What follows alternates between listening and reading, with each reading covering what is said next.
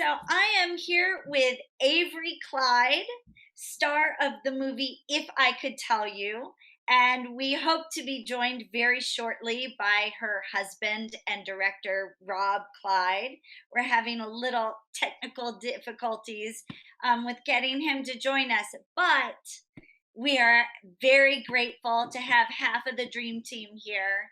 This And is actually perfect, because I was thinking about like, what could we talk about in this part to kind of just warm up the conversation. yeah, And when I think about, and you and I have had these chats before, you guys, some of these stories get so good.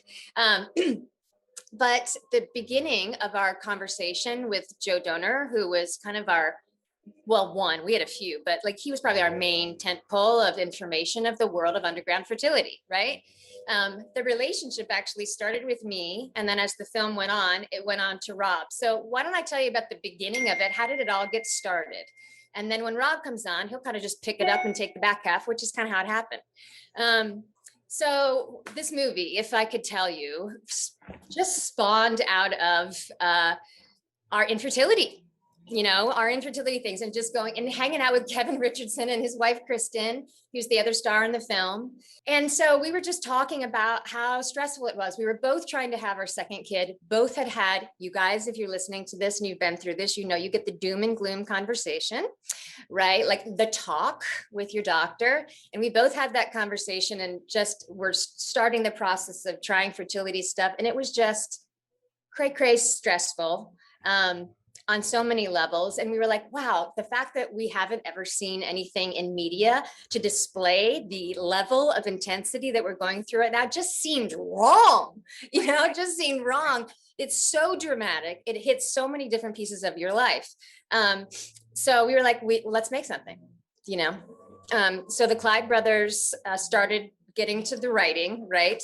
And I started doing my research on my part of really the underground fertility, that Dateline original story with Joe is what kind of got us going. We're like, wow, not only is fertility can be really stressful and infertility, but there's a whole other world that most people don't even know about it. So I just started going on Facebook and social medias and trying to look for groups of people that were in this space, right? And I found this guy that at the time, you guys, had fathered 30 children, right? And at the time, he was still living with his wife and 3 kids who didn't know he was doing this, right? And we started a little Facebook Messenger conversation because I knew the project was coming up. Like, I would say maybe the second conversation we ever had, he started describing himself as Superman.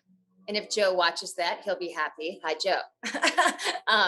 That I'm mentioning that was kind of the feeling that it was, but it was all coming from an altruistic place. He wasn't charging people for his sperm, and really helping people out who just really needed it. Like, I mean, gosh, what do you think the range is for people who are using fertility treatments from here to here as far as how much money they spend? what I think we spent around 50,000. I had a family member who they spent closer to 150,000. I mean, it's just for healthcare.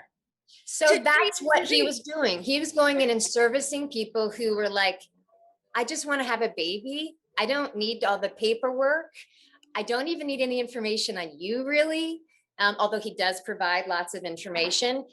Anyhow, it just ended up being a great source of information to know what that space really feels like and looks like. And then as people would watch the movie, I mean, gosh, the space of infertility is just so big. And one of the good and horrible things about it is it's something that a lot of different people all have in common. Right. It didn't know where you're from or what your beliefs are or what you look like or how old you are. Millions of people. Gosh. And yet it's something that people don't often talk about. I'm just going to check and see if Rob is. No problem. Yeah. What do they say? People with this disease suffer in silence. But the truth is, even when we come together and use our voices, we're often unheard. Yeah, so I would say Rob, who you guys can ask him questions about this after because he's having a hard time getting on. he actually was on Good Morning America getting a brosectomy.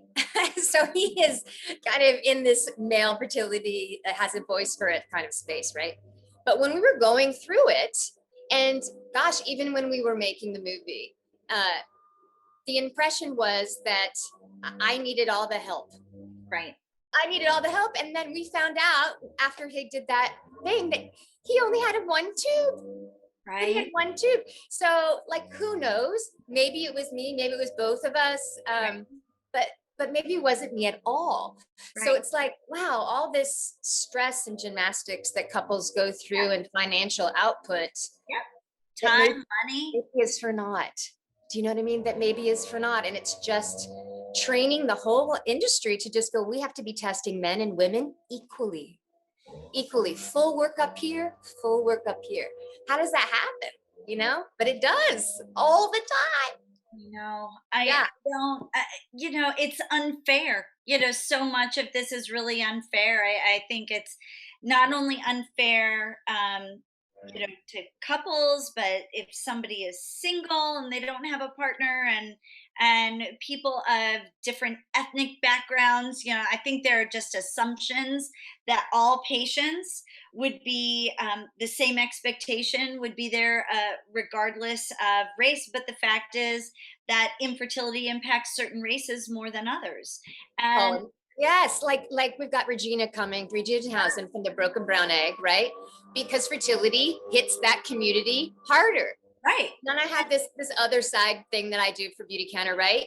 And also the toxic load, things that increase endocrine disruptors. right, Also, BIPOC community is getting hit the hardest there. So just this representation and right. you guys being on the call and spreading the word about it just gives resources to people that are getting hit harder than other people. You know, it's like, Yeah, I'm just so glad you shared your story, and I did connect with it. Because my, ex-husband and we experienced. I had, endometriosis and an undiagnosed blood clotting disorder, but he also had male factor infertility. And I remember there was a time when I thought to myself, I wonder if we could use his best friend's sperm. I wonder if we could use his brother's sperm. I never verbalized those questions to my ex-husband. I wondered them. I thought about them. yeah, And, I'm sure other people have had the same, thoughts cross their you're Abby. You mind. are Abby from the film. Yeah, except that Exactly. she follows it through, Yeah. right? She has that thought and gets in this space where she can't have children and then goes kind of dives deep into the world of underground fertility to make that dream come true.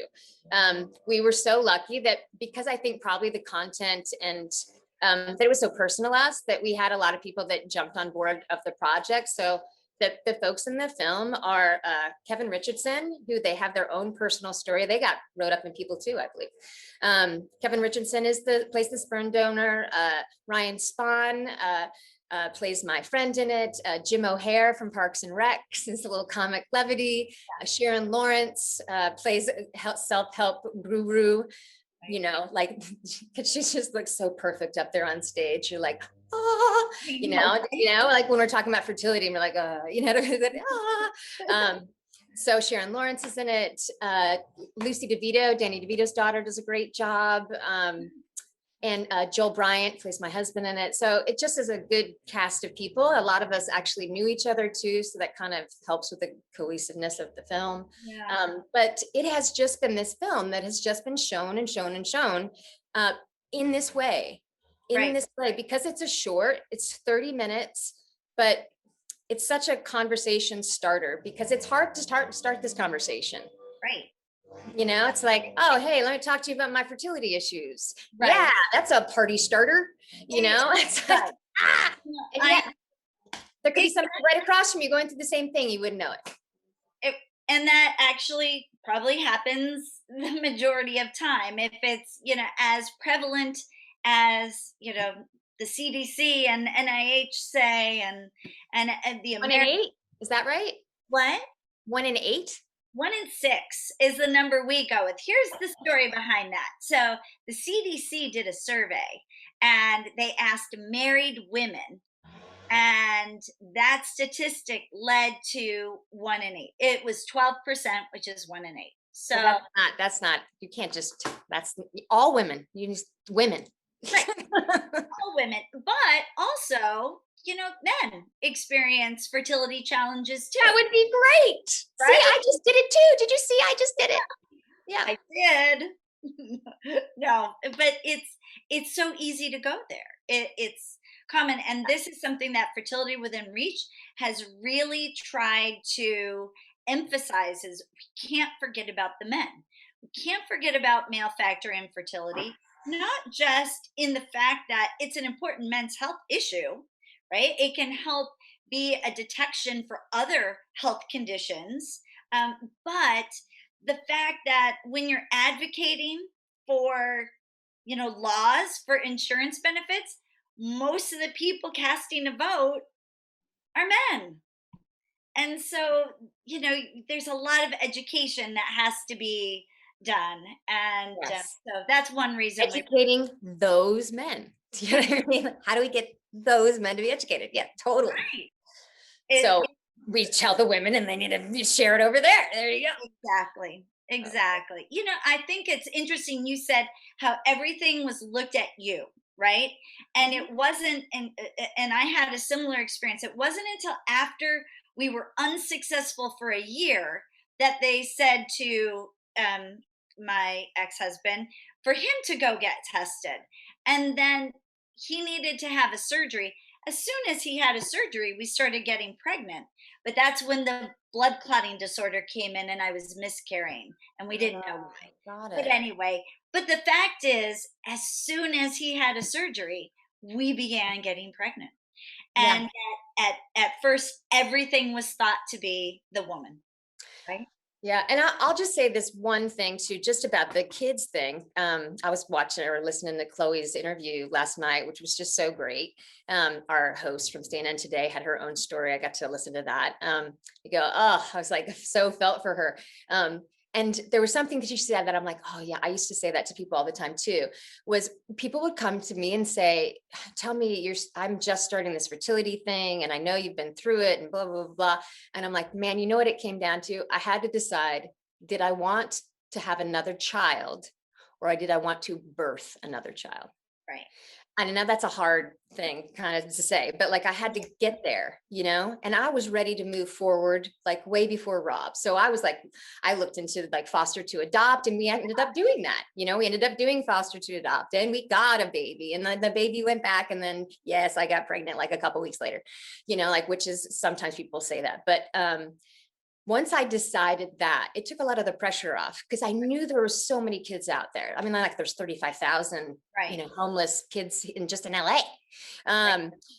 So it's such a big conversation. It has so many facets to it. It's like, how do we create families in the United States? Right. It's like, That's a wow, whole other film.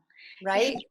Like, you just really, I it's true. And I think my family members who they spent the 150,000, they Yeah. ended up building their family through adoption. But I have to say, the first adoption, they brought the baby home, and when the birth mother had an hour left to change her mind, she changed her mind. Yes. And it's so hard because there is no easy answer or easy path. Mm-mm. For those who experience infertility, there are no guarantees.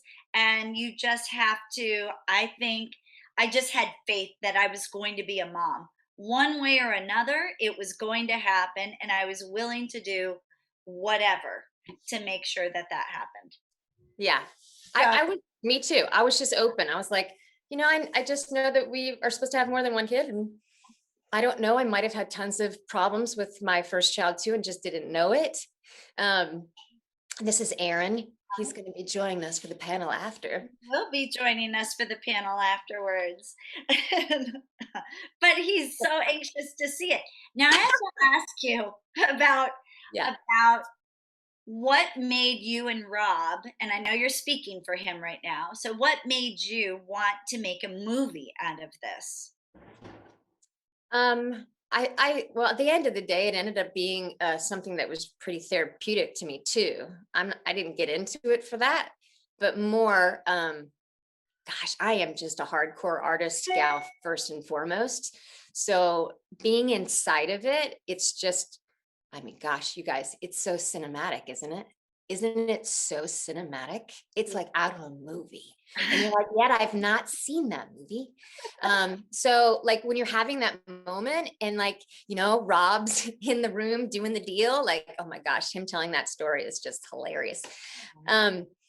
You just go, it's funny, and like to the point of like slapstick kind of funny sometimes, where you're like, what am I doing? I got a thing and I got the thing. And I'm like, you're like, oh my God, pillows and you gymnastics. I remember one time I was laying upside down on an ironing board. I mean, what? I don't even know what my point was. Oh, anyhow, it just was so clear, just as filmmakers and producers, our entire careers, that we had to put the story somewhere. And so we were like, let's just make a little movie. Let's make a little short, combine some things that we knew a lot about, and just get this more the moment. It was just like a moment, right? That you just expand, and everybody has that space that's been through this. Like you never escape it. It's like there's this gray cloud that just follows you around when you're going through fertility, and you're like, what time is it? Do I need to do the thing? Did it? You know what I mean? Oh, who's gonna poke out? That's too bruised on that side. Go over here. I mean, like, come on, you just can't write it. You can't write it that good. It's just, that's real life. And then when we found out about the underground fertility guide too, I was just fascinated. As an artist, I was just fascinated and wanted to know more about that. And then Kevin just does such a good job of making him come across as like a pretty nice guy, which Joe does come across as a pretty nice guy. Wow. So we just couldn't help ourselves, really. We just had the right team of people, and both couples were in it together because they were trying to have a baby too. And they did end up having, they have Max and Mason now. So we were just like, well, we'll just kind of walk through it together. And it helped be able to talk about the movie instead about being infertile. Yeah. It was in the space of it. And then people just kept saying yes. I think more people are affected by infertility than you think. So as we were asking people to join the project, they were all saying yes. So we're like, okay, this is supposed to happen. Well, it won a festival. It just did very well. So, and that's huge. And I'm going to ask you about that in a second, but I wanted to let you know that Rob at least has joined us through the chat. So I had asked him, like the same question about why wanting to make the movie. And he said, you answered it. That was why. The Richardsons and you were both going through it together. And he was friends without, let me see. And I was friends without a Backstreet Boy and a hot wife who could star in it. Oh, I was friends with. Okay. Yeah, well, he's just saying, yes, we had a good team. We had the right team. Oh, you guys are going to meet Rob Clyde afterwards. Rob and Ben Clyde were the directors of If I Could Tell You, older brother, younger brother. And we'll see them after. And if you get a chance to watch the 3-minute promo clip that we shared, you'll get to know Rob and Ben's sense of humor and communication. Oh, can we put that? Maybe we could put that in the chat. Until then, I want to know what it felt like, more than what it felt like, but like really what it felt like as an actress, and then also as a fertility patient, that your film won an award. Or were they the same? I think that awards kind of just let you know it got to the seat. You know what I mean? Awards let you know that whatever we're doing up here didn't stay up here. It got out there. It got to you. You got what I got, So that was just gratifying to go, okay, it did what we wanted it to do. It affected people. It got there.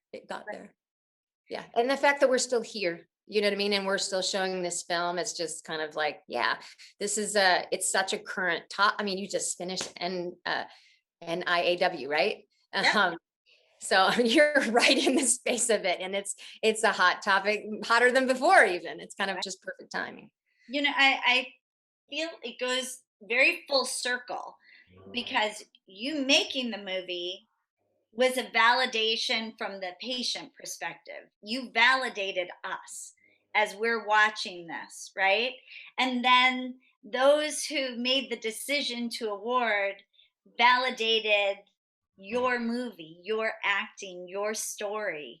And so I don't know, it's so beautiful to me that you received that recognition because go ahead, what were you gonna Yeah, say? I mean,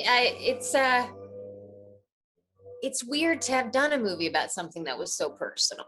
You know what I mean? Like that, like, yeah, you're watching me, and there's movies that I will do a workup for, weeks or a month to like really work up a movie. Um, and did the same thing with this one, but like a lot of the moments are just the moment because I had lived that moment. Like we didn't do underground fertility, but we did fertility, but not underground fertility.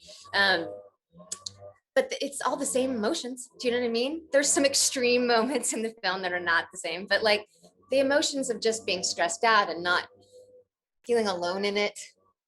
Like there's a lot of good shots in the movie where I have a hard time watching it because I'm like, oh, I remember that moment. I remember being there and I remember feeling like I was her Right? because we shot it so soon after, um, that we went through it all. But that's what I love about Fertility Within Reach, though. That's the fact that you guys are out there, taking care and supporting people that they just don't know where to go. I just felt, yeah, pretty pretty alone in it. Even though I had all these people around me, and in the movie, even though it takes place, you guys at a conference, so there's lots of folks around, Right? still isolating.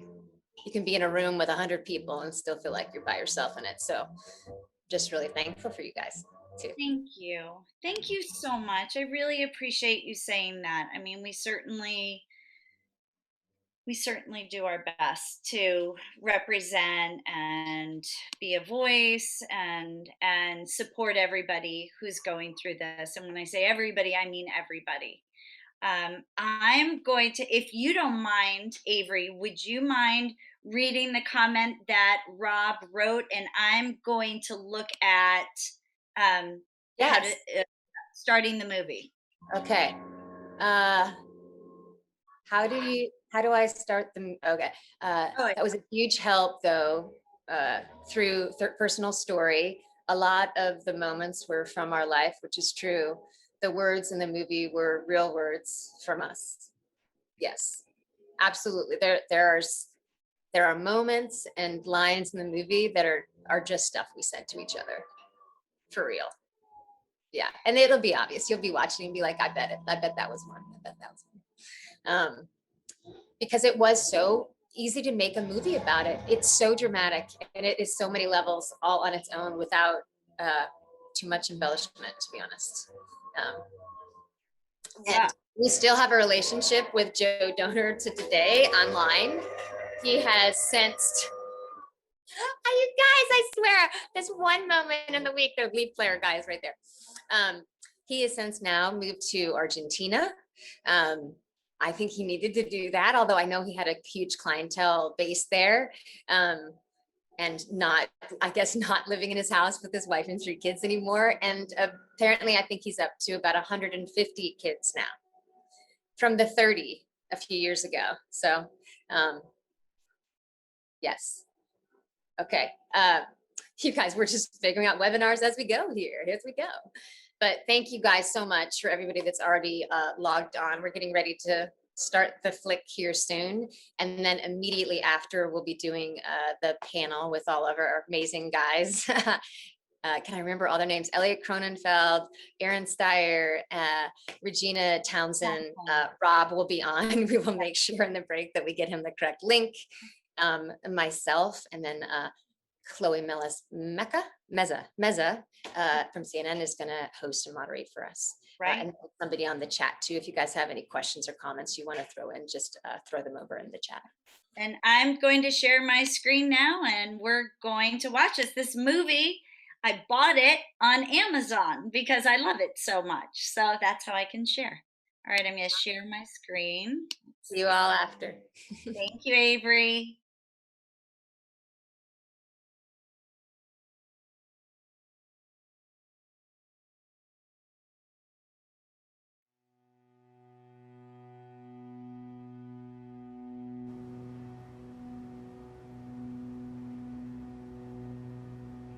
When you go see a fertility specialist, the first thing they do is tell you that you're broken.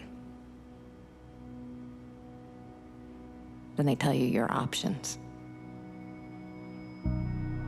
All in, we've borrowed and spent $102,000 trying to get pregnant.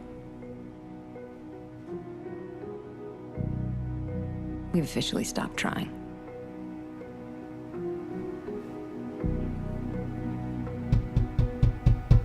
Can't park here. I know, I'm sorry, but she can't find her license. Did you check your pockets? Yeah, I checked my pockets. Hey. It's a $75 ticket. Okay, what do you want me to do about it? No need to be such a dick. I got it.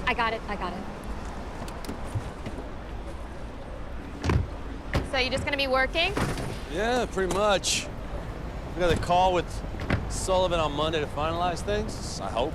At least, Ethan thinks so. It's good. Yeah, well, we'll see. What's this one called again? Breakthroughs and miracles. Breakthroughs and Miracles. Yeah, sounds good. Hey, I'm picking you up on Sunday at 6, right? 6:30, I think. I'll text you. Stay flat. Bye.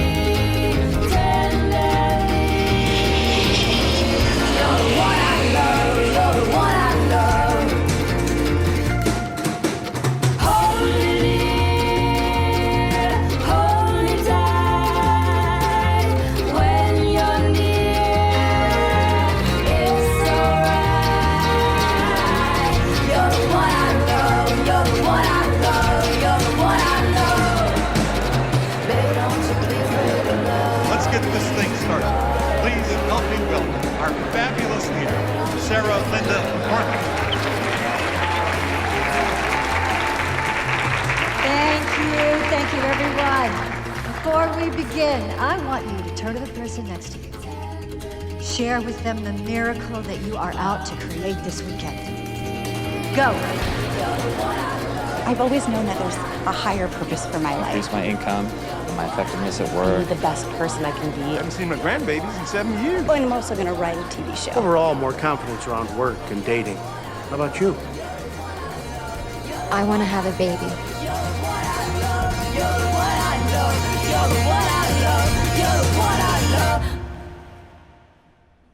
I guess I'm looking for reassurance, like, am I doing it right? 'Cause I've been reading your books and I don't see things changing. I don't know, like, I'm even more unhappy. Are you following the curriculum on a daily basis? Yes, I try to at least. Well, okay, good. But don't you find that when you practice the distinctions, when you choose to take a moment to do the work, when you actually take the action, don't you find that your life feels different that day?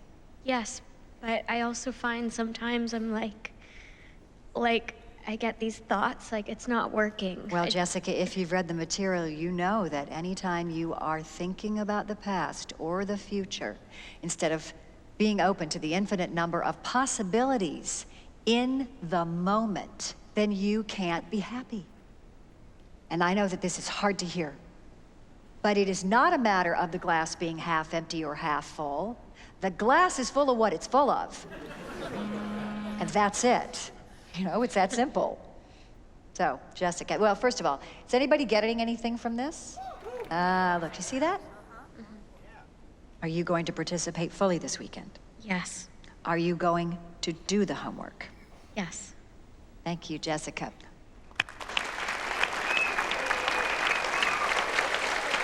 Anybody else?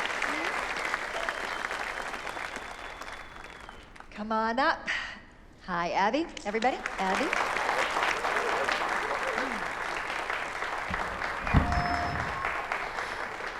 Hi, everyone. Sarah Linda. My name is Abby, and I'm a little nervous. And I just want to say, Jessica, when I see you up here, I see myself a year ago. Man, you just keep creating the life that you see in front of you. It's coming. So, what's coming up for me right now is that I keep letting this all-pervasive need to be perfect just run my life. And my past says that there's something wrong with me, and it's kind of pissing me off. Good. All right, so, coming from nothing here on day one, what are you a stand for? Yeah, that there's nothing wrong with me. That there's nothing wrong with me. I came here this weekend to be in action, and I'm a stand for creating a miracle.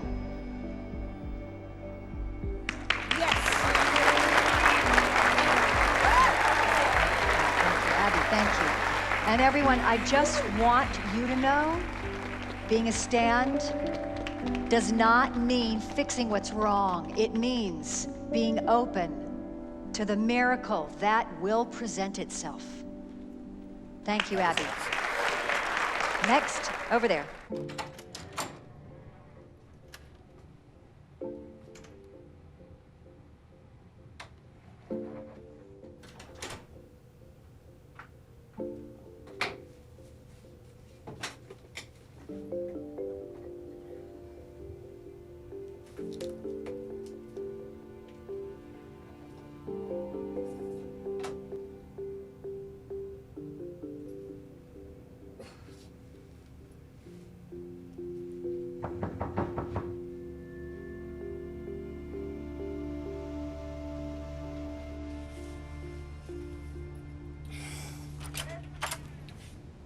Abby? Hi, Derek. Yes. Come on in.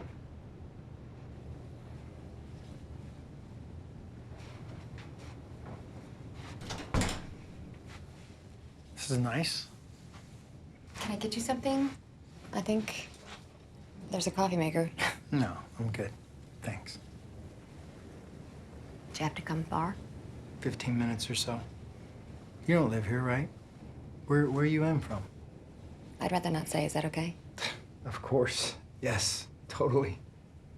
Okay, so here is the paperwork from my last doctor's visit about 3 weeks ago. Clean bill of health, no STDs. My sperm count was at 200. Motility is A-rated, meaning they're good swimmers. And the shape was normal to good. Okay. It's good. Yeah, I guess I kind of have like super sperm or something. So when was your last ovulation test? This morning. I did it a couple times, actually. Nothing yet, but it should be this weekend. Okay. Schedule-wise, I'll leave you with sample 1 tonight. I'll come back tomorrow for 2, and then Sunday for the 3rd. And hopefully you'll be ovulating by then. Yes. Now, were you still considering NI? Yeah. I'm still considering. No problem. Just so you know, what feedback I have gotten, it seems my success rate goes up with my NIs. But it's whatever you're comfortable with. Do you do that a lot? Have sex with your clients? A few. How many? 30. Well, I guess I'll just let you know. Okay. Well, I just need a few minutes then. Oh, here, Perfect.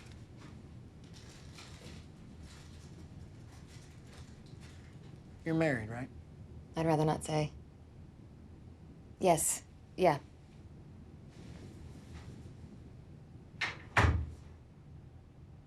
Actually, we've done 2 IUIs, and then the doctor suggested we do IVF, of course. Did that 4 times. Didn't work. My parents paid for the last one.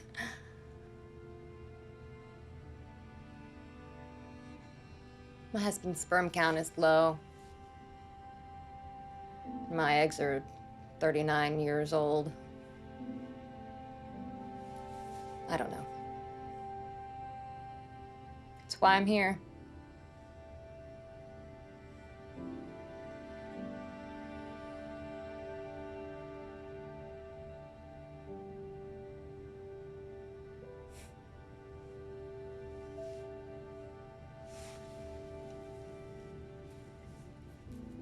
Actually, it did work one time. First time that we did IVF, I got pregnant. It lasted about 2 weeks, and then I got this phone call saying that we were gonna just let it pass.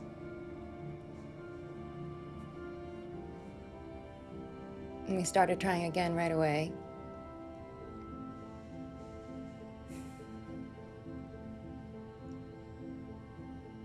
Everyone always says, just relax. Stop trying. I have these friends.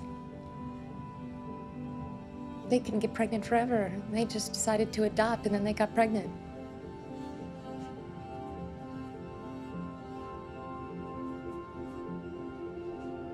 I want to punch him in the fucking face.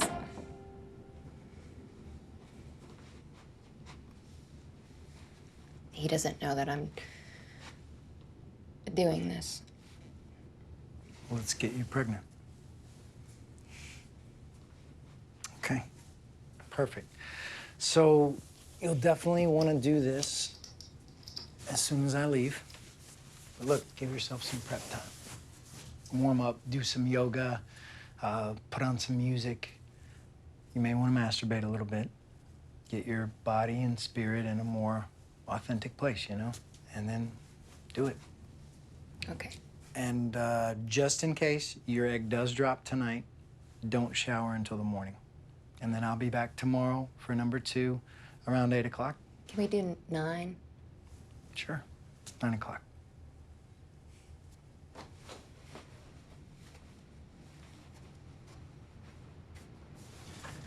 Hey, do I look like him? Who, my husband? Yeah. No. I picked you because you look like me.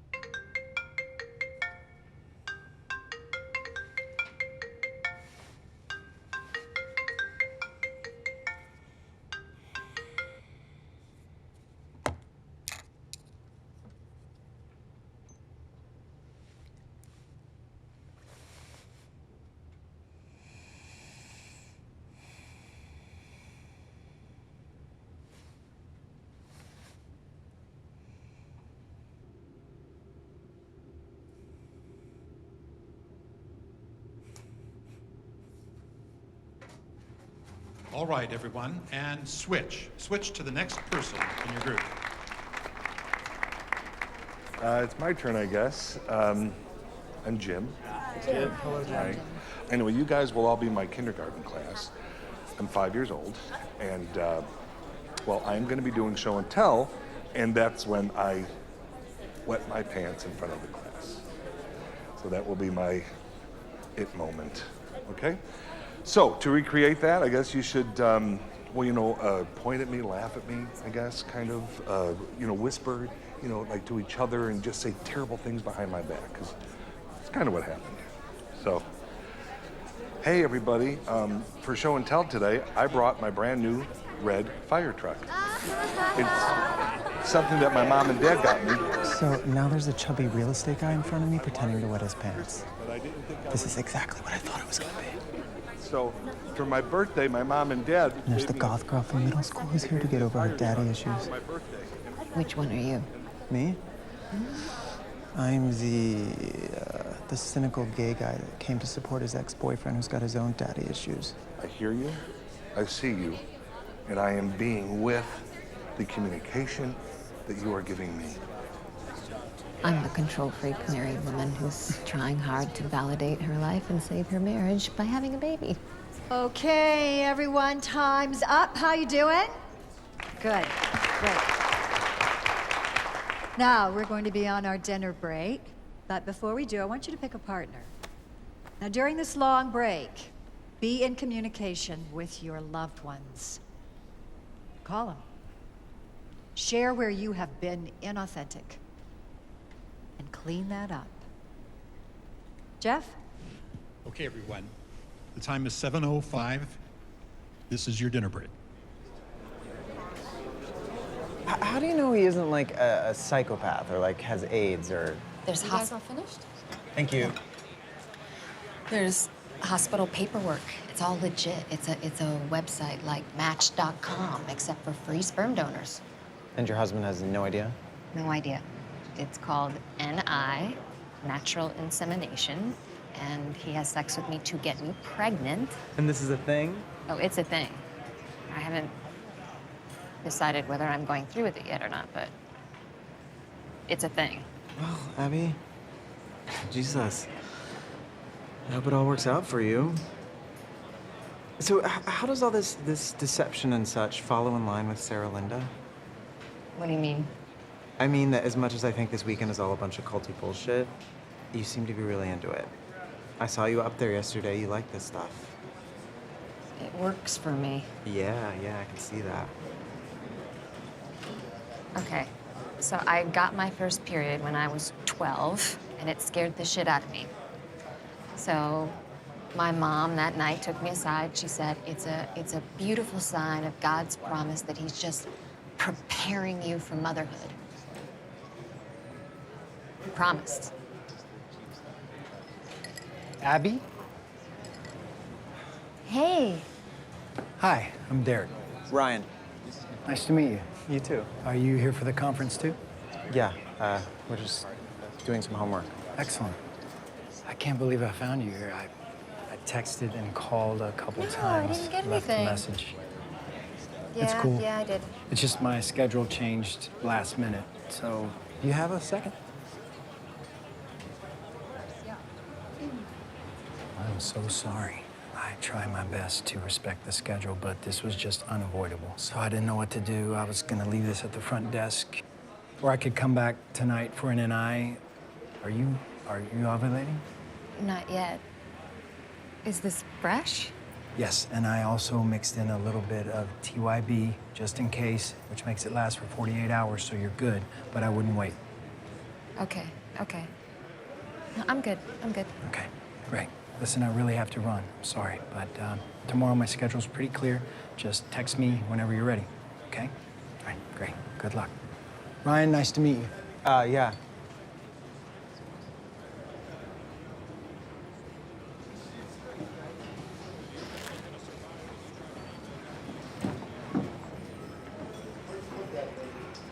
So what's in the bag?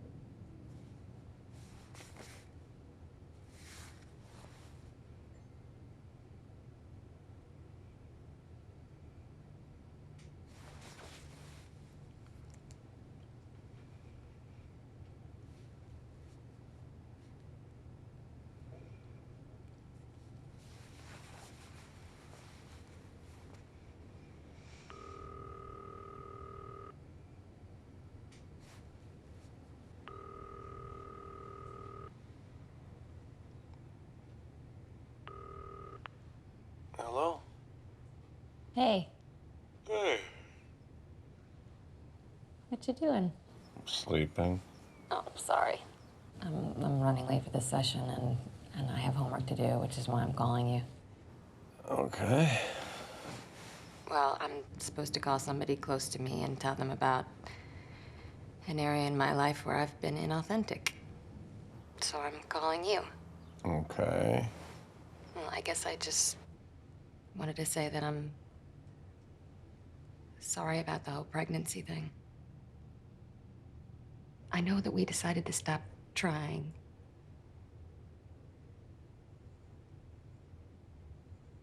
I don't think I know how.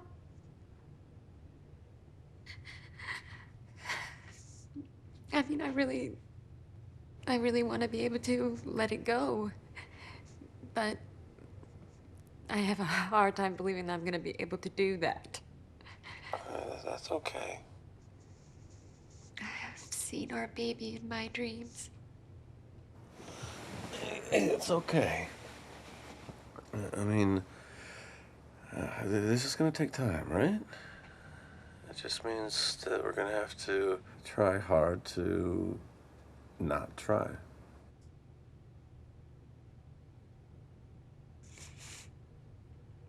Okay. I mean, this weekend is all about manifesting what you want in life. And I think the real breakthrough that I'm getting is that I can stop being attached to the outcome and start being committed to a possibility. I'm not sure I get what you're saying. Yeah, I know. I just mean that I want to stop trying. Okay. Okay. So, I'll see you tonight. Yeah, I'll pick you up. Just text me when you land. Okay. I love you. I love you too. I gotta go. I'm running late. Okay. Okay. Bye.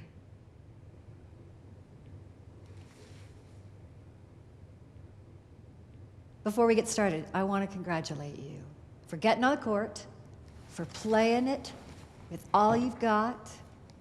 And I want you to know that you generated this course, not me. You might not know that.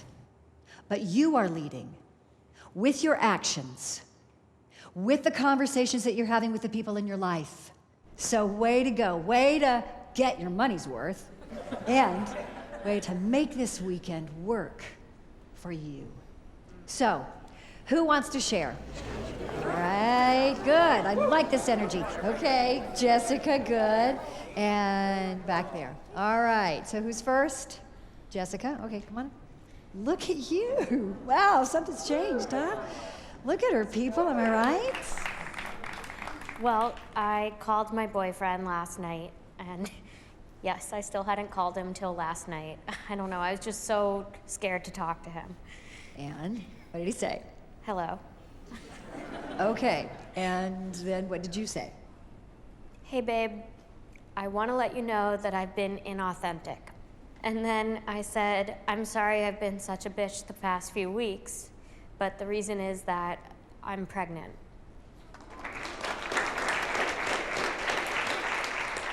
He didn't say anything, just quiet. But I knew he was still there. I could hear him breathing. And then I realized that he was crying. And he said that he loved me and that he would support me in whatever I wanted to do, but that he would love to have a baby with me. So I guess I'm having a baby.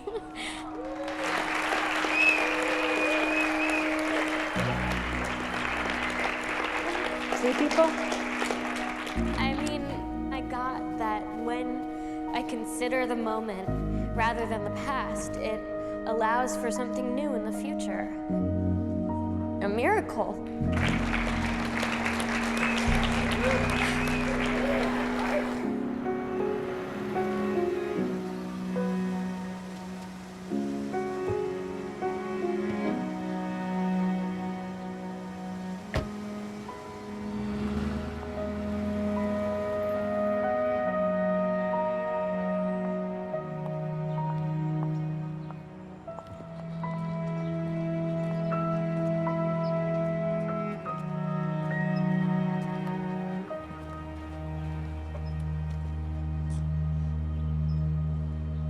Hello?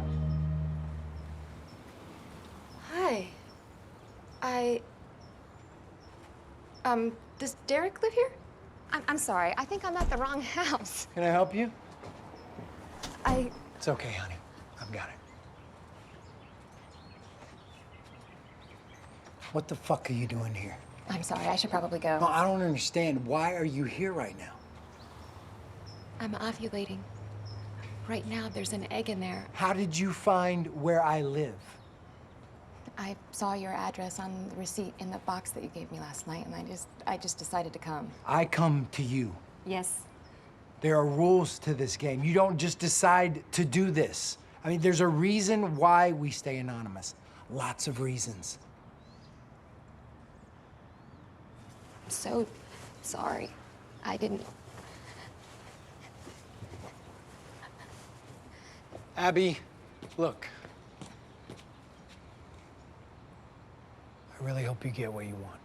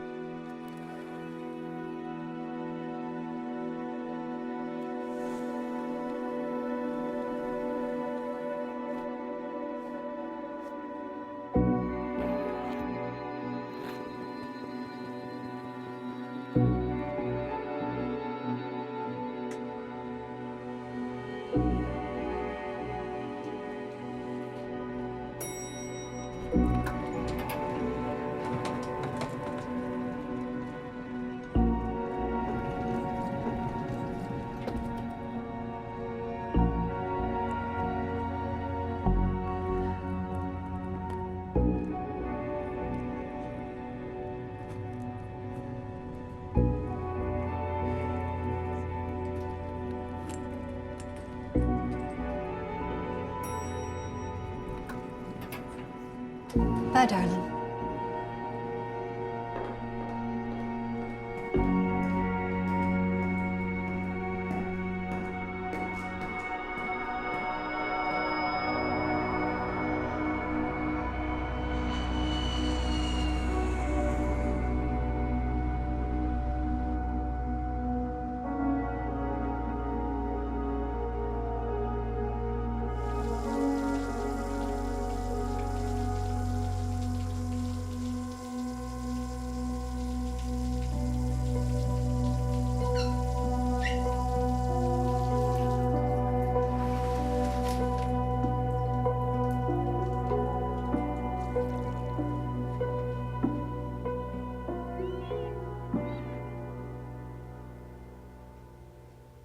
Being a stand doesn't mean fixing what's wrong. It means being open to the miracle that will present itself.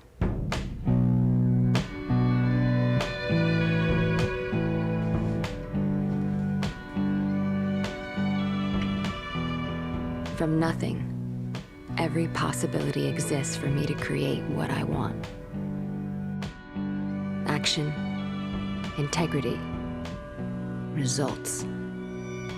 I choose to create love, happiness, and motherhood.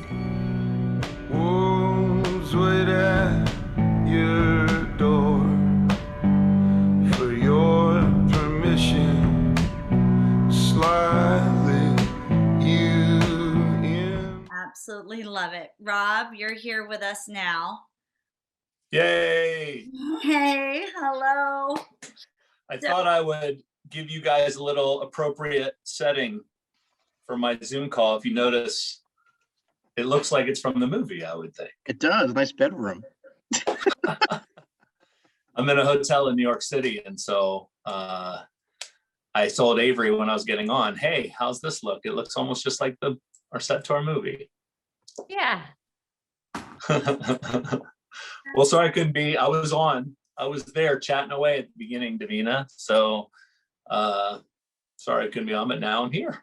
Yeah, I appreciate it. And we're going to actually spend a few minutes talking with you, and Avery, and make sure that your voice gets to be heard in this. And then we're going to have the panelists join in the conversation after the fact.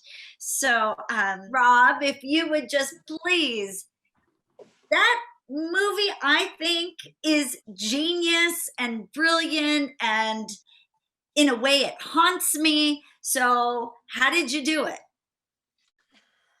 Well, my brother and I, Ben, who helped me direct this, of course, and write it as well with us. I don't know. I think what Avery said at the beginning was true. It's personal experience. And we set out to kind of tell a provocative story, but one that's real. And, you know, the outcome was that the fertility community kind of embraced it and us, because I feel like the message was relevant and authentic. And it's because it was our personal story. Now, we didn't hire an online an online sperm donor of any sort. And I know Avery told that story a little bit before, but when we heard about online sperm donors and underground sperm donors on a 2020 special, it was actually Kevin Richardson who called me that day and said, this, you know, have you seen this? These guys are doing it for having sex with women for free, or they're getting a little bit in there and all this thing. And that's a movie. And I was like, absolutely. So really we were looking for the right script, story, and theme, so that we didn't make a typical fertility movie. I've seen a couple on Lifetime and a couple other places, a little bit. I mean, it's melodrama because it's so personal and dramatic, and to really describe that in a film is a tough sell. So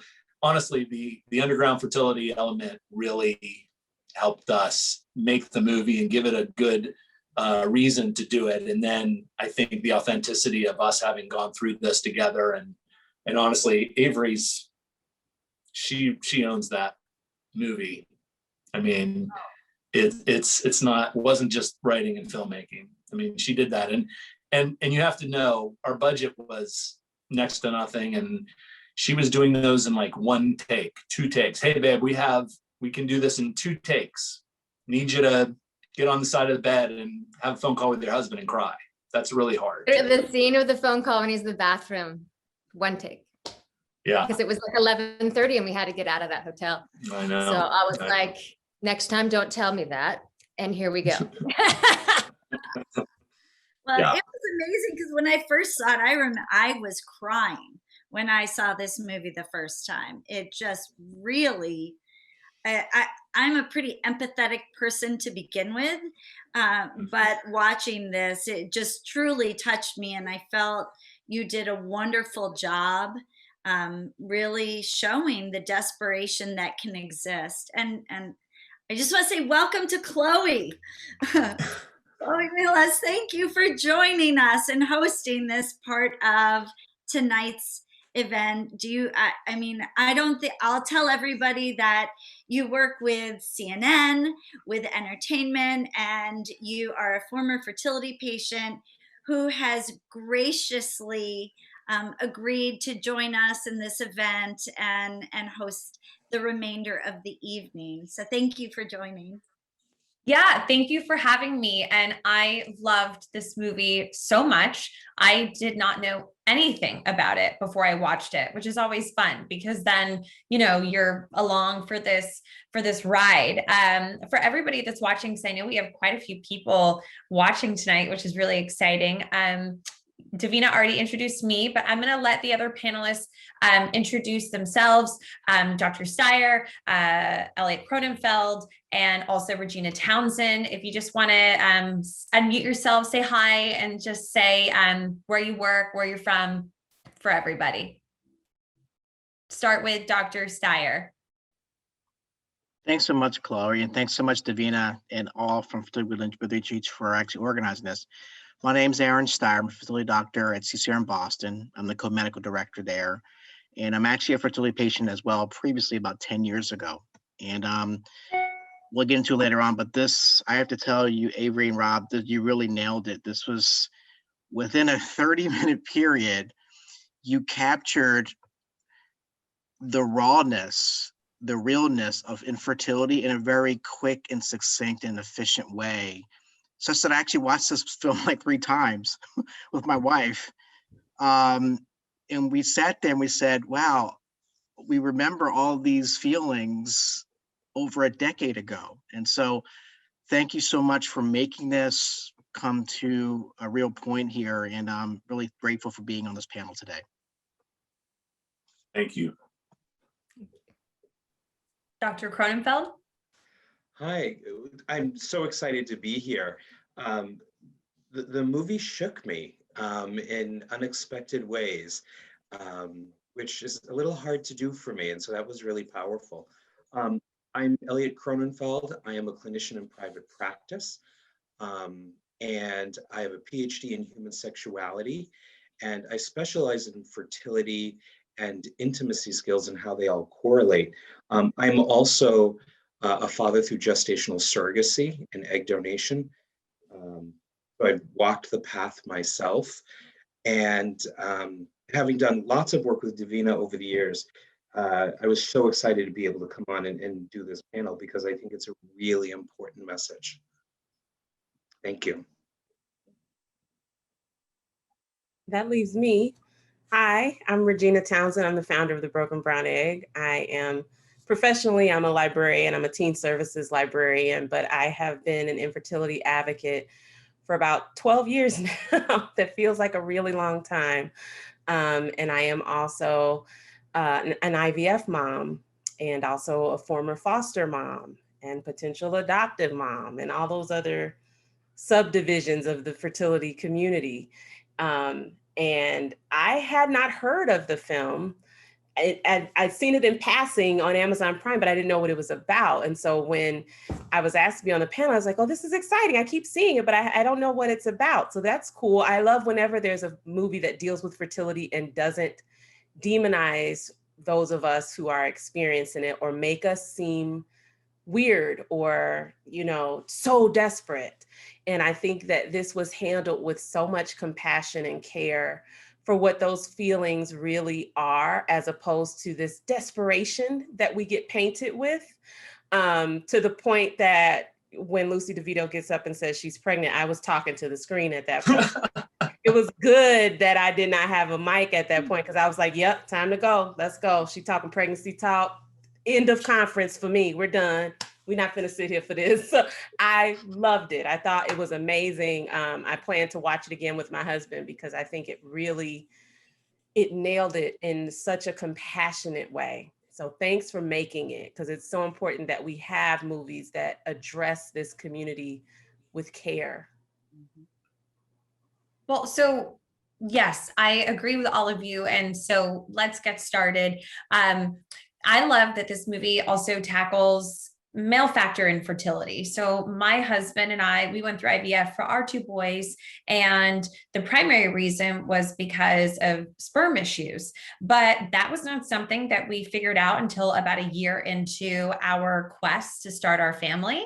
I don't understand why that is when women are 1/3, men are 1/3, and then the other third is unexplained infertility. Dr. Styer, can you maybe weigh in about why is it that the woman has to wait until she's been trying for 6 months or a year, and then the woman goes through all these tests? Why is sperm testing not part of the proper normal procedure?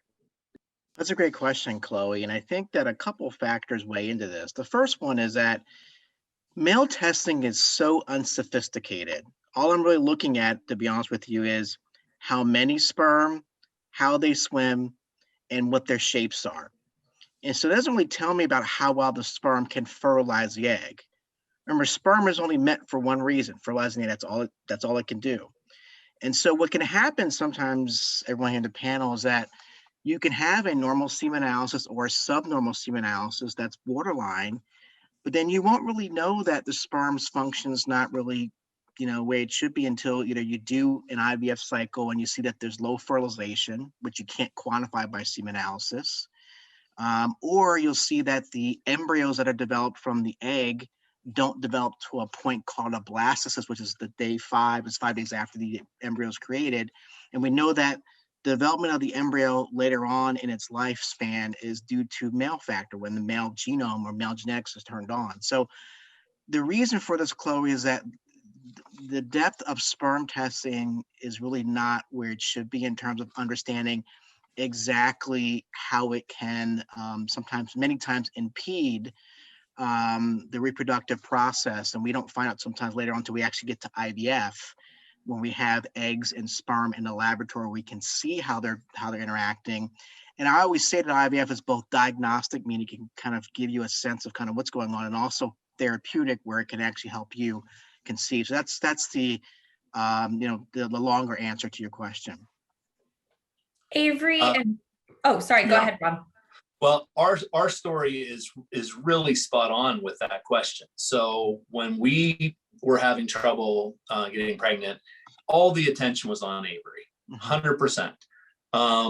And I think it was because we were suggested to go straight to IVF. And so then at that point, they just needed a sperm, right? So they didn't, and they analyzed and said, it's okay. Well, how many years later, babe? 3 years later, 4 years later, I went to have a vasectomy, Chloe, and right there being examined by the doctor, found out I only have 1 tube. So half of the fluid that's coming out of me is only half of it. And so it certainly could have been me the whole time. And it was, and so after all that we went through, we did get pregnant naturally. And it's part of the movie, when she says, everybody just tells me it's, you adopt and then you're going to get pregnant.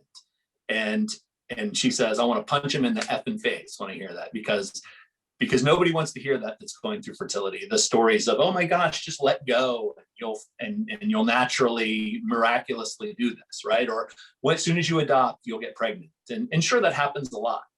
But the truth is, we didn't have enough information. And let me just say one other thing. When we did that 4 years ago, I weighed about 125 pounds more than I do now. I was completely an unhealthy person. And if anything, I've been hearing from friends that are urologists is, a man's health in the appearance is a reflection of his fertility health. So we're really lucky to have our second kid after that. And I'm glad I'm healthy now. And now I'm completely surgically, I will not be having any more. Hey, though, you got to follow my husband on Instagram, Brian Mazza. He's like an Italian Adonis. We don't know what the issue is. So maybe he only has 1 tube. I don't know. We'll have to figure that out at some point. But Dr. Kronenfeld, I didn't know how to feel when the movie was over, because I couldn't tell if what Avery was considering or what perhaps her character maybe is pregnant from him. We don't know. Is it wrong? Is this like totally psychologically wrong to even entertain something like this? Because I can understand, right, the issues with inequity for fertility coverage and access and desperation, and you don't understand until you've been in this situation. Maybe that could be me, doing something like that. But I didn't know how to like process my emotions watching the ending. Yeah, Chloe, it's such a hard thing. I had very similar experience. I was watching the end of it. I'm like, right? And I work in this every day. And, I hear stories every single day about the pain and the agony of the fertility journey. I think the thing that was really interesting about the movie, which is why I think it's really a good movie, is it doesn't answer all of our questions. And it leaves us open to but what about? And that's really the learning in the movie, right? Is we start to realize that there's bigger questions here. And one of the things that I focus on a lot in the work that I do is, first of all, really understanding the emotional impact that a fertility journey has on people, and that it impacts both partners so differently. that the assumption that it happens to a couple and that there is this shared experience. There is no shared experience here. That each and every one of these experiences, every time you go to the doctors, every time you take a shot, every time you take a test, the experience for the two people is so completely different. And our bodies become so medicalized that we stop being a person, we become an object. We become an object in this process. And psychologically, it really wreaks havoc on us. And it wreaks havoc on relationships too. And one of the things that I see an awful lot is when I have a couple that's going through a fertility journey, I usually get one partner in my room. It is rare that I get both. And I'm like, where's your partner? Like, bring your partner in. And so often, and I think this is the movie handled it really beautifully, is many times, even though they're in this relationship, they're on two separate journeys. And it's really hard to bring two people in and say, no, we need to integrate this. Like there's a joining here. One of the things I was saying to Davina earlier is the importance of a shared story. And psychologically, when you're going through fertility, that's really hard to do. It's hard to have the shared journey and the shared story, which is why so many couples break up over fertility. So you asked me the ethical question. I'm not sure that I can answer it because every journey is so unique, but I certainly understand the problem. And being able to help people consider, why are these choices being made and what is the impact on the relationship is critical. And one of the things that I ask people at the very beginning of the journey is, what is the goal here? What is most important?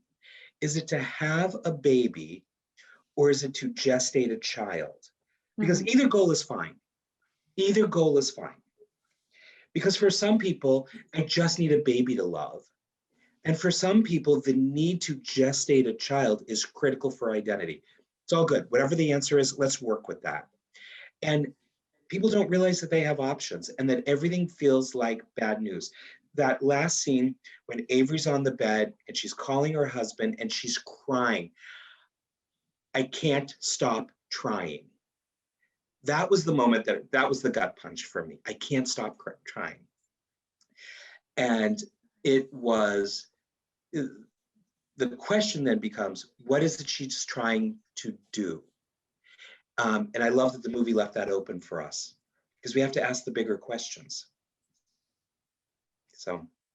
Yeah, I mean, so many thoughts while you were speaking. My husband and I were at the worst point of our marriage going through IVF, to the point where I didn't even want to have a baby with him anymore. And I don't think he wanted to have a baby with me anymore. We hated each other. There was a lot of resentment on both sides. I had to see a psychiatrist because I just was like at my total breaking point. You would think that going through IVF is like, okay, like now we have another plan. This is what we're going to do now. But I just thought it was the end of the road. I mean, it was just terrible. And also Avery's character sitting on the bed talking to her husband. And he's like, well, I guess we're just going to have to try not to try. I wanted to reach through the phone and strangle him. You know what I mean? Because it's like, who's to say that you can say? And I don't know how to answer your question, Dr. Kronenfeld. Is it about having a baby to love, or is it about carrying a baby? I don't know. I don't even know what my answer is. That's deep. And I have to think about that because I think it's just ultimately to have a baby. It's not to carry it for me, but that's really intense. So I have to think about that. That's interesting. Regina Townsend might as well be a doctor. I included you in my CNN piece. I love everything that you are doing. I am so frustrated by the lack of, with the inequity when it comes to fertility coverage in the United States. And I did a big piece on it for CNN. And I just don't think we can talk about it enough as to why the Black community does not have adequate access to fertility treatments. And what do you think it's going to take for that access? That's a loaded one. I just had a conversation with somebody today, and there's the socioeconomic disparities in one thing, but just even in, so I'm in Chicago, and for those who don't know, Chicago is a very segregated city. It's always been that way. Certain races live on different sides of town. You know where you're at based on the neighborhood you're driving through. And I was telling somebody just today, most fertility centers are on the north side where white people live. Most fertility clinics are in the suburbs where white people live.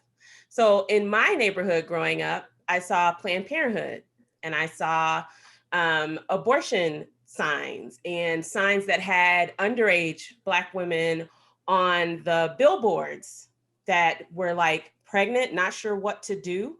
Those were all that I saw. But when you go to the other side of town, the billboards that you see are interested in growing your family. Are you thinking about expanding? Like those kind of things, just in the messaging. And so when we deal with just that, that's a loaded issue already, because you're already thinking, this doesn't pertain to me, and I'm not allowed to even dream about that. I'm not even in that conversation. And so when you find out that you're experiencing health issues that could be causing infertility, you're first just like, what? I must be really broken, because all the messaging says this doesn't even affect me. And then there's all of the other issues regarding environmental concerns, regarding just food deserts, the disparity in healthcare in general, and then the medical mistrust that Black people have. So when you compound all of those things, the time it takes for us to even find out that we have a fertility issue, let alone move forward with seeking treatment after receiving so much messaging that says this is unattainable for you, it's really, really heartbreaking.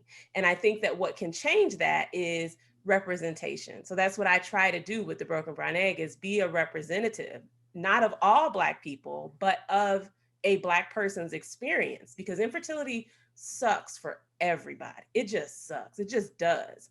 But my race compounds that, because I have to think about, as a Black person, now I have a Black son. I'm in a country where Black men die at disproportionate rates.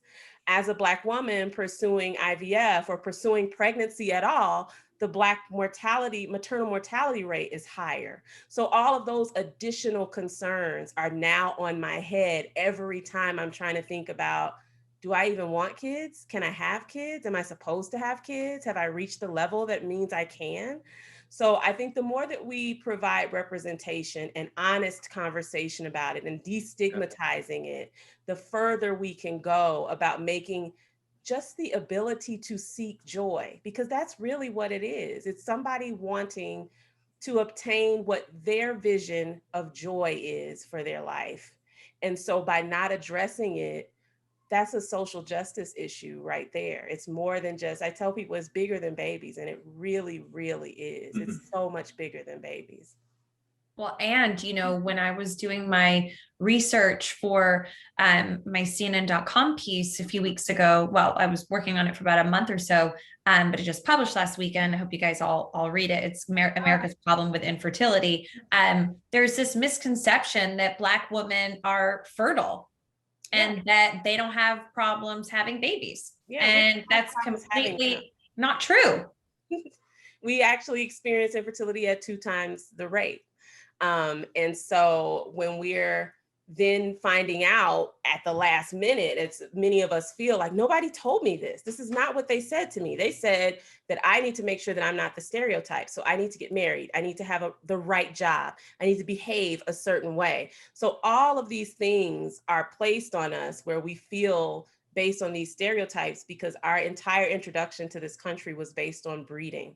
And so those stereotypes have passed down in this belief that they just have a ton of babies. They don't have an issue with this, when that is not the case. There's research that shows that there were Black women who were experiencing cysts years right after during Reconstruction. And just the mere fact that they were Black women, the medical racism at the time, which they believed was just science, was saying, well, it couldn't be cysts because they're Negroes and Negroes don't get cysts. And so there were women who were not being treated for issues even immediately after slavery. So this idea that we are hyperfertile and don't have these issues has to be addressed. And I hope to do that by continuing to be a representative and a voice. Well, you are, and you're doing such great work. I'd love to ask everybody, when it comes to sharing, to share or not to share, right? And what I mean by that is when I was going through IVF the first time for our son, Leo, who I think is walking down the stairs right now and should be in bed. Don't come in here. The joys of working from home. So I didn't share at all what I was going through with friends or family.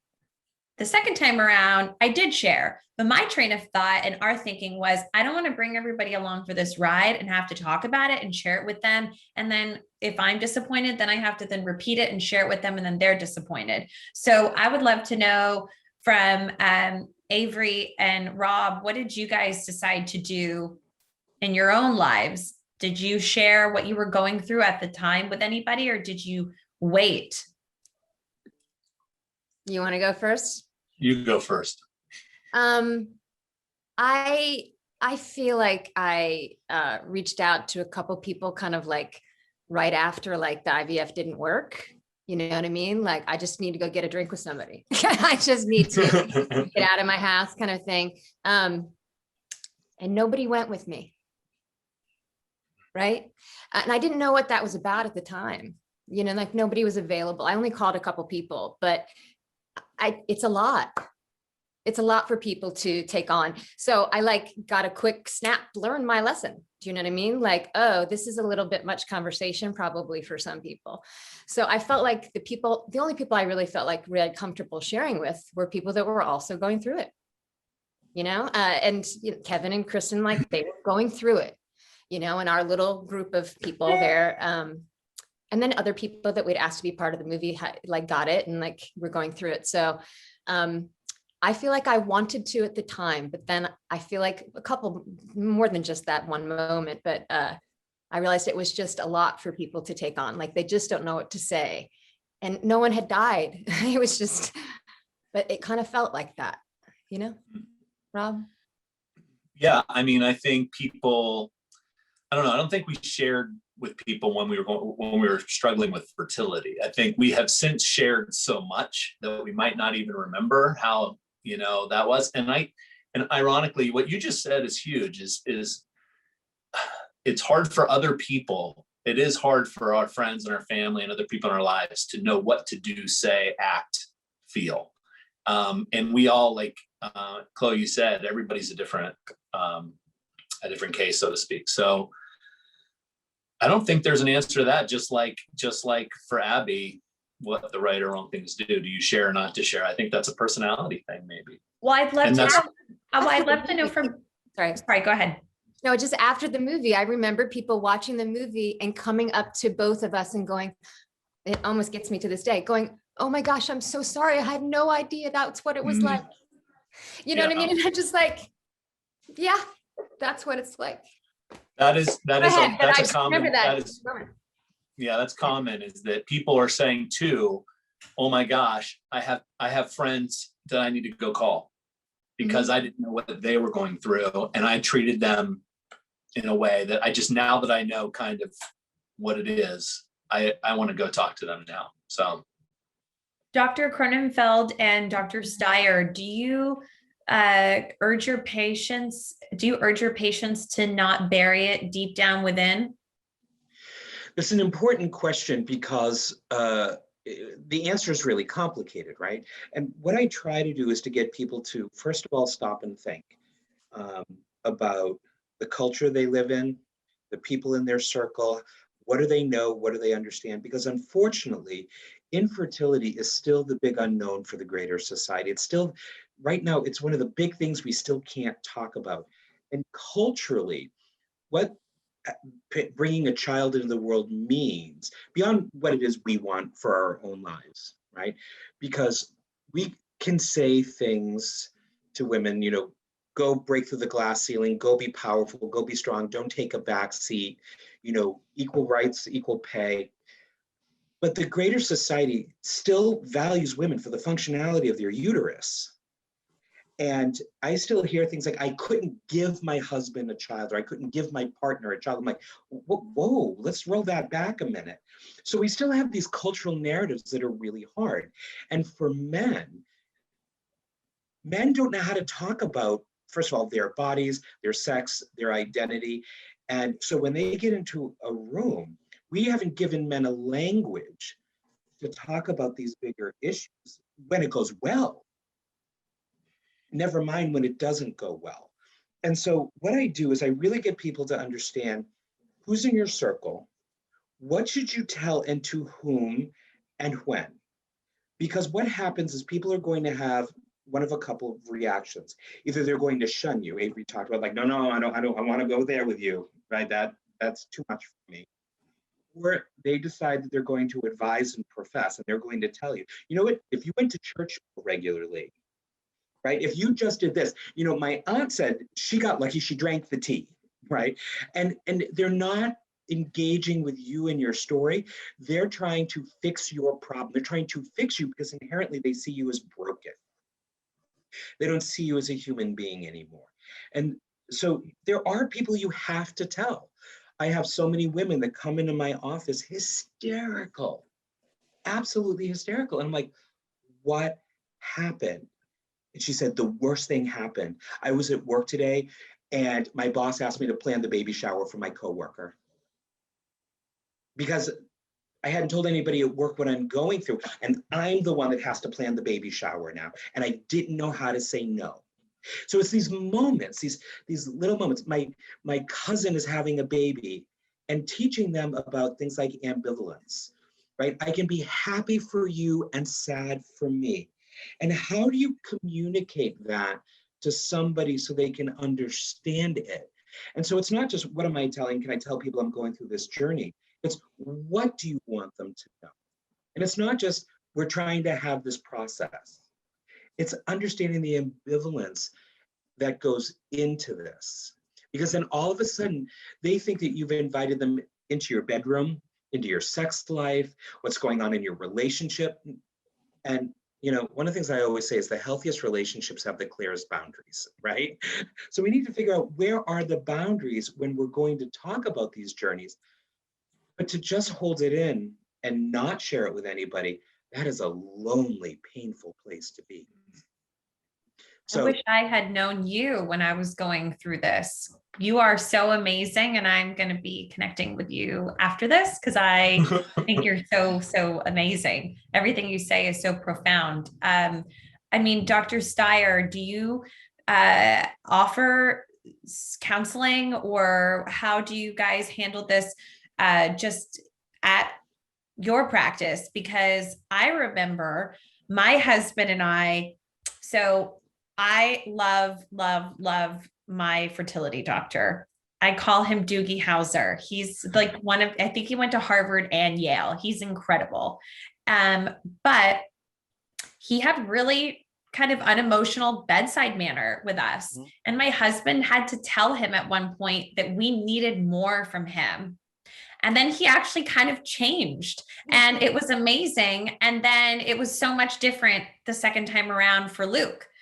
How do you guys handle that? Are you all supposed to be emotionally detached from your patients because you see so many, and do you offer counseling, or shouldn't all fertility clinics offer counseling? Yeah, so this is the wrong specialty to be in if you're not connected to your patient. You know, I'm not I won't say surgeon, but I am a surgeon, but this is why we go into this, so we can be part of someone's story, part of someone's narrative. And I think I actually wrote a couple of notes as I was watching the movie a couple of days ago.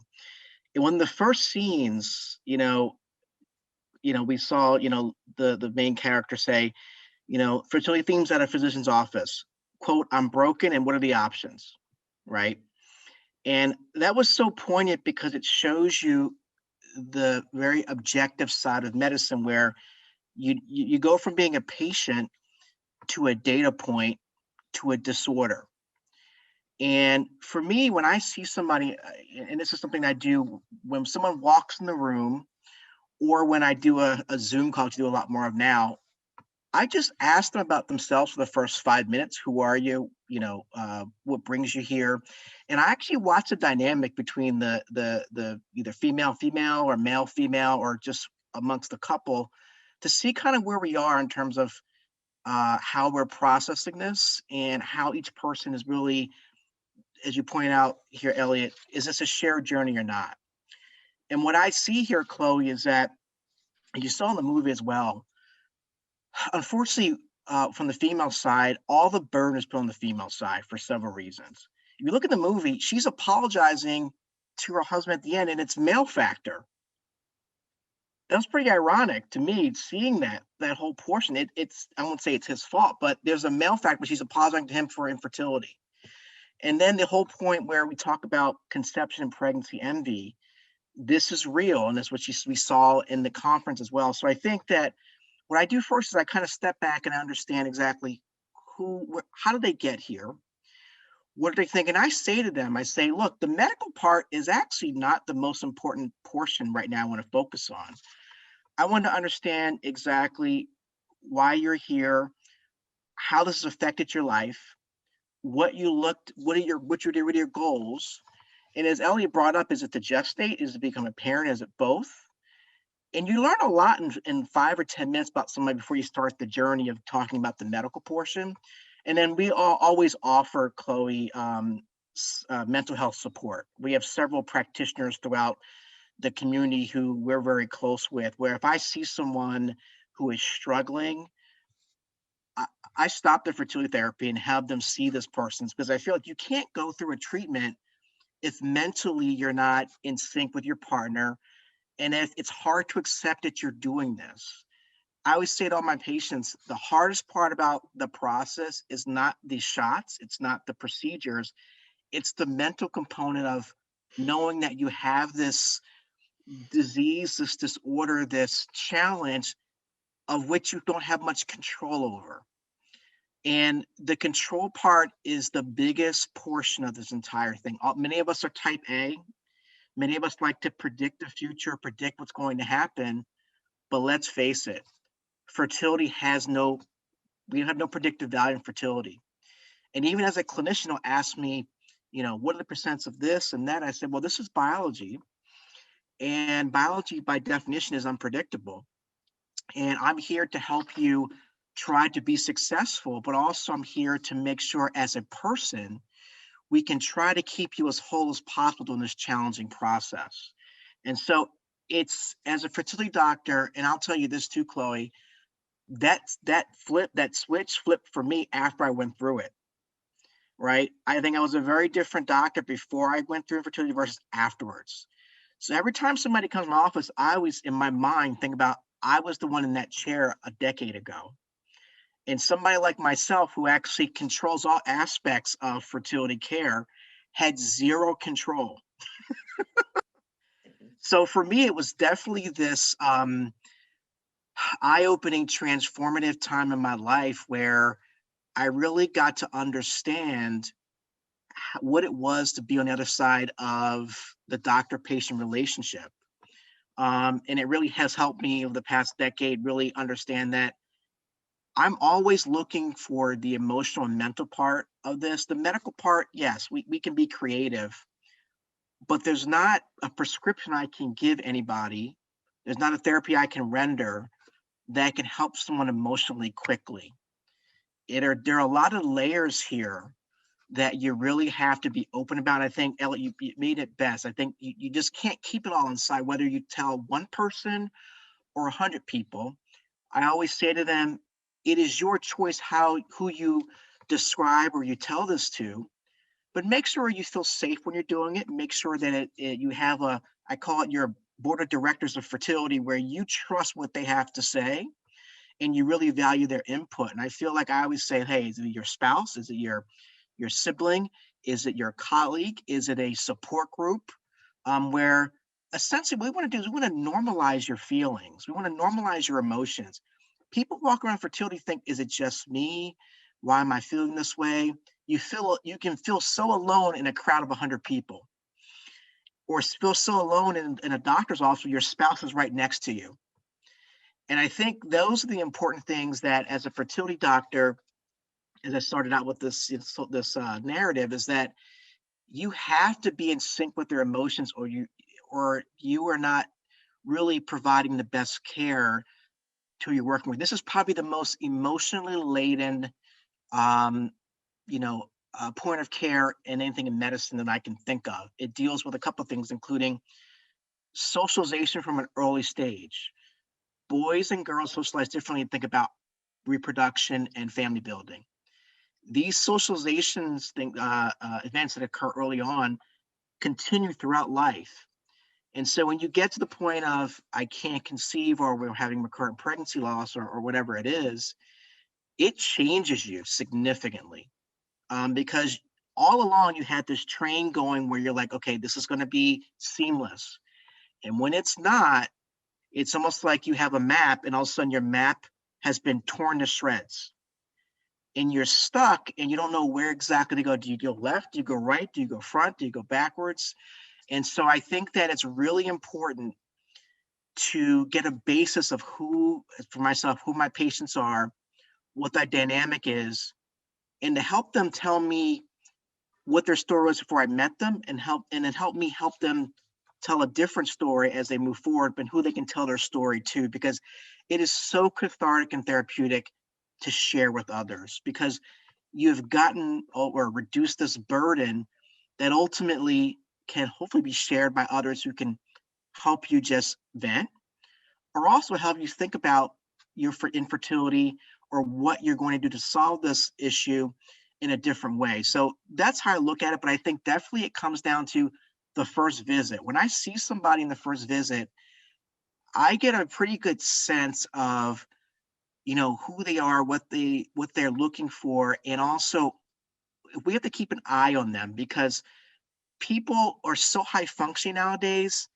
They suppress specific things that they think maybe don't seem so that they're weak, or show some other vulnerability to their spouse they don't want to show. And so you always have to think about this as you're going through. But as Elliott said, it's about disclosure, it's about sharing, it's about ultimately sharing your humanity and your human issues with others who should be there to support you, no matter who it is. Yeah, really, really well said. And I was having so many flashbacks about my own experience while you were talking. It was such a dark period of my life. Really bad. I couldn't go to baby showers. I hated every person that was pregnant. I couldn't handle seeing anybody pregnant. And I was devastated every time somebody got pregnant. It was just like the worst news ever. I was like I walked around with so much hate. I had so much anger and sadness and hate. And I every part of my day was consumed with, like, am I eating something that's going to help me get pregnant? Am I doing something? I stopped working out because I thought that working out was going to stop me from getting pregnant. I mean, it was so extreme. Avery, you might have already addressed this earlier, and I'm going to come to you next, Regina. But Avery, why does your character go to this conference? Is she going to conferences, and why is she there in the first place? Because I didn't understand it.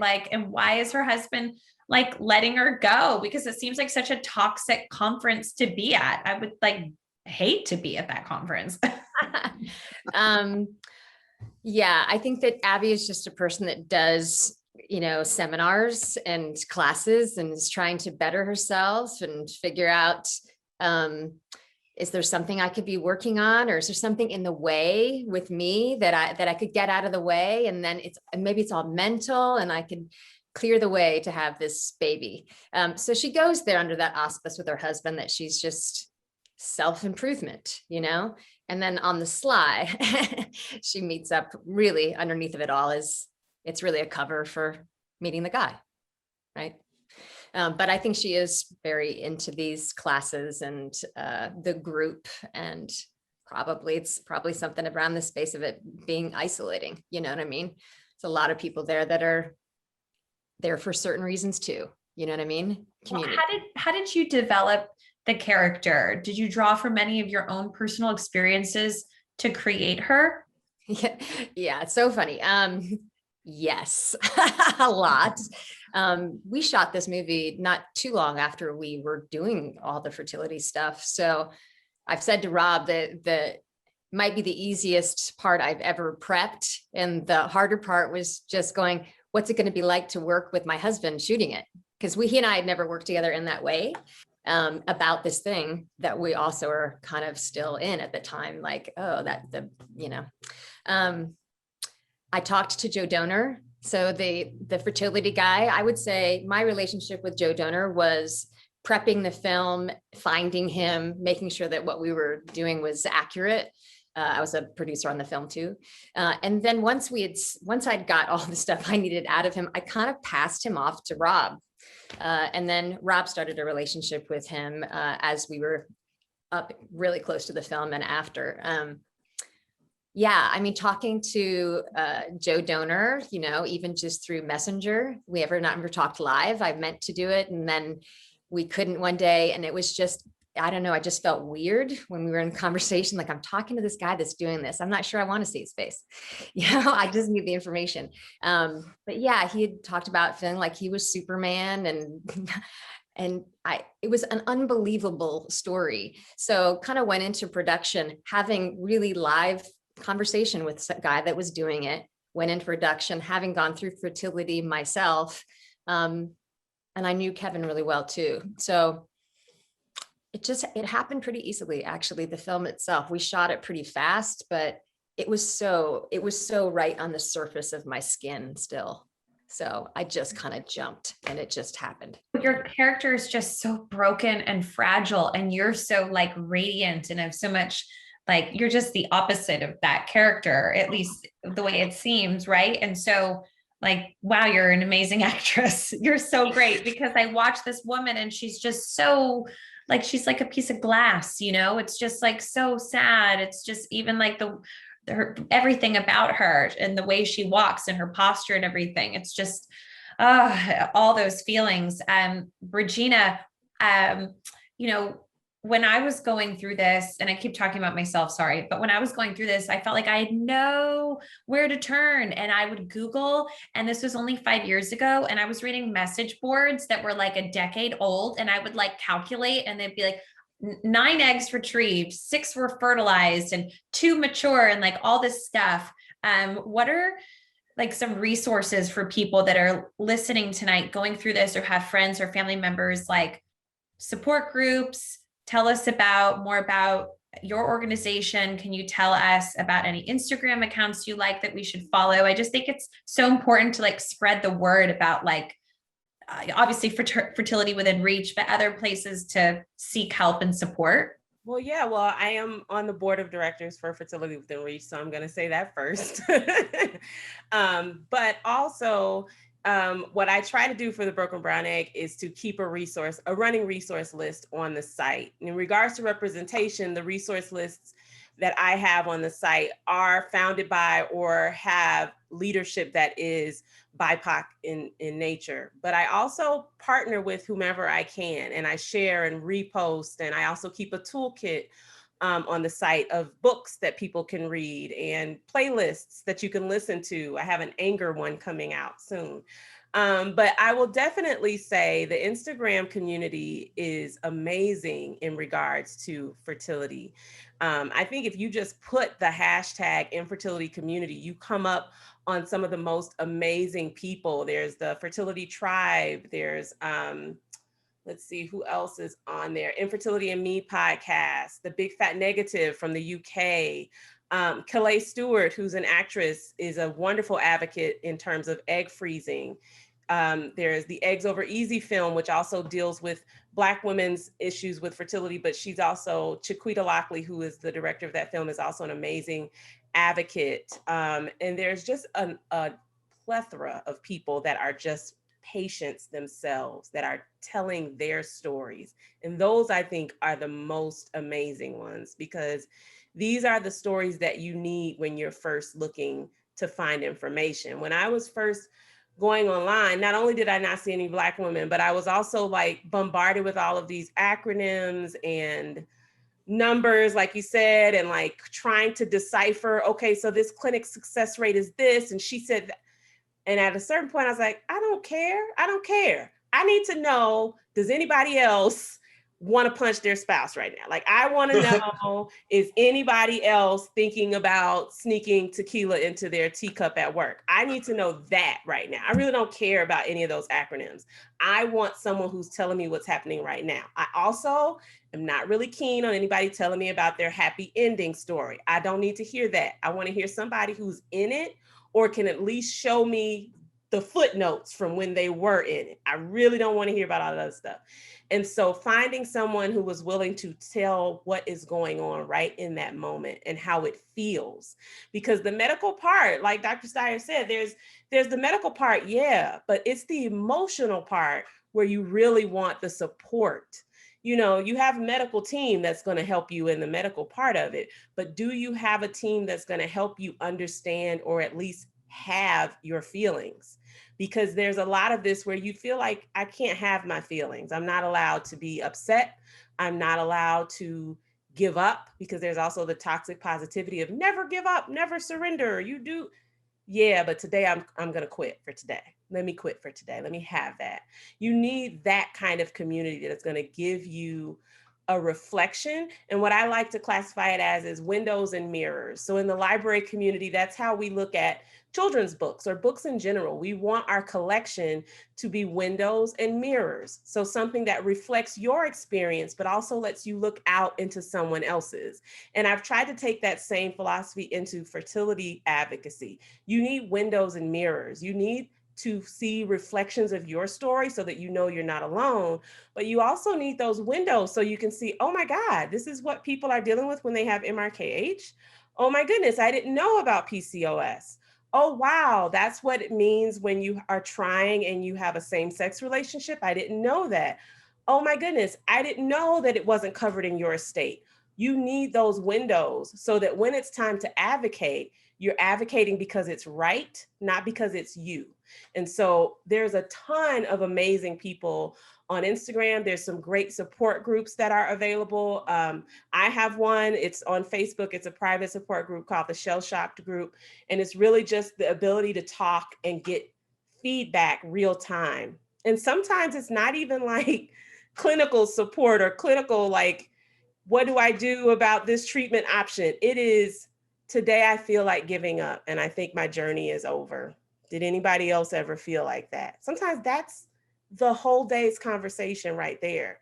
And these people are having these conversations while they're at work, while they're at the family reunion, while they're caregiving a parent who has Alzheimer's. There's so many different underlying stories that I have found in this community. It's the club that nobody wanted to join, but once you get in, it's the coolest members and you just get to know all of these amazing people and you build community for yourself, however that looks for you.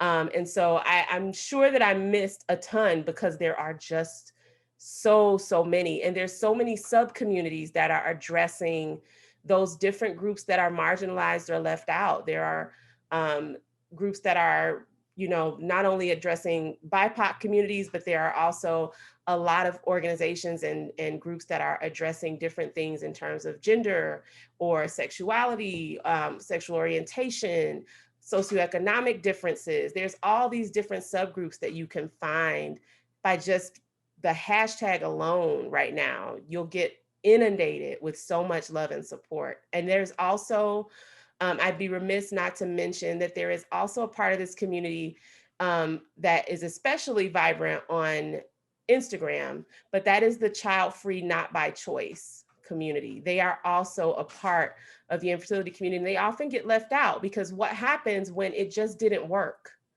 Everybody doesn't leave with a baby. That's not everybody's happy ending. And so sometimes they get left out, but their stories are important also because that's one of the big fears. So in the movie, when Abby is saying, I know we said we were going to stop, but I don't think I know how. That's what a lot of people are wrestling with is, okay, so I get it. This might not work. I don't know what I'm going to do with that if that's the case. I don't know how I'm going to like keep being me if no is the final answer. I'm not sure what to do with that. And so that community has been doing a ton of work of just advocating for being honest about what that fear feels like, and also how to reimagine what your life is like once you've decided, you know what, this is not going to be my journey anymore. And so now I'm going on to this one. So there's an amazing, amazing community on Instagram right now. Dr. Kronenfeld, you wanted to say something? Yeah, first of all, Regina, I love that you're curating this amazing community of resources. It's so important. One of the things is we don't have a lot of those resources, though, for men. Nobody's talking to men. And it is so challenging. First of all, it's so challenging to get men into my office. It's so challenging to get men to talk about their experience, to connect around their experience, not just with their partner, but even with themselves. And we have such a need for more of those resources that speak directly to men. And it's one of the things that I push all the time. I actually have some of my clients, I have them write blog posts for me about their experience. So at least I've got a couple of things on my blog because I want you to hear from other men. And it's so challenging. But one of the things, Regina, that you said that I was like, yes, right? That just give me the footnote. Even if you've had your happy ending, I need you to quantify it for me in some way. And sometimes we forget how to do that when we're on the other side of the story. And so one of the things that I do here is just a little tip, right? Is that when couples come in or individuals come into my office, one of the first things I like to tell them is like, let's talk about a trip to the bead store. And I want you to get really fun beads. Because what I want you to do is get a really long string. And every time you have a blood draw, I want you to put a red bead on the string. Every time you give a semen sample, put a white bead on the string. Every time you take a Clomid shot, put a yellow bead on the string. Every time you have a transfer, every time you create embryos, every time you get a negative test result, every time you do, every time you visit. And what people start to realize is it just becomes, first of all, it's very therapeutic to quantify, because then they can say to somebody, when somebody's like, "But you know, I can't tell you in words, but I can show you." And you pull out this long, this is what I'm talking about. Let me show you what this is. And it's the footnote. It's the tangible representation of the footnote. And in the long run, it's also a lovely gift for your child if you have one. This is what I did for you. And if you end up being child-free, it's a wonderful memory of the journey you have been. If you make a move to adoption, if you make a move to a different journey, beat it. Make your journey tangible, and not in the form of insurance bills and needle sticks and Band-Aids and paperwork. Create something that you can hold that has deep meaning for you, and something that you could show to another and show them the footnote. So I loved, Regina, that you said, tell me the footnote, because that's exactly right. You're exactly right. I need the footnote. Wow, that was powerful. This is so special. We have time for just a couple more questions.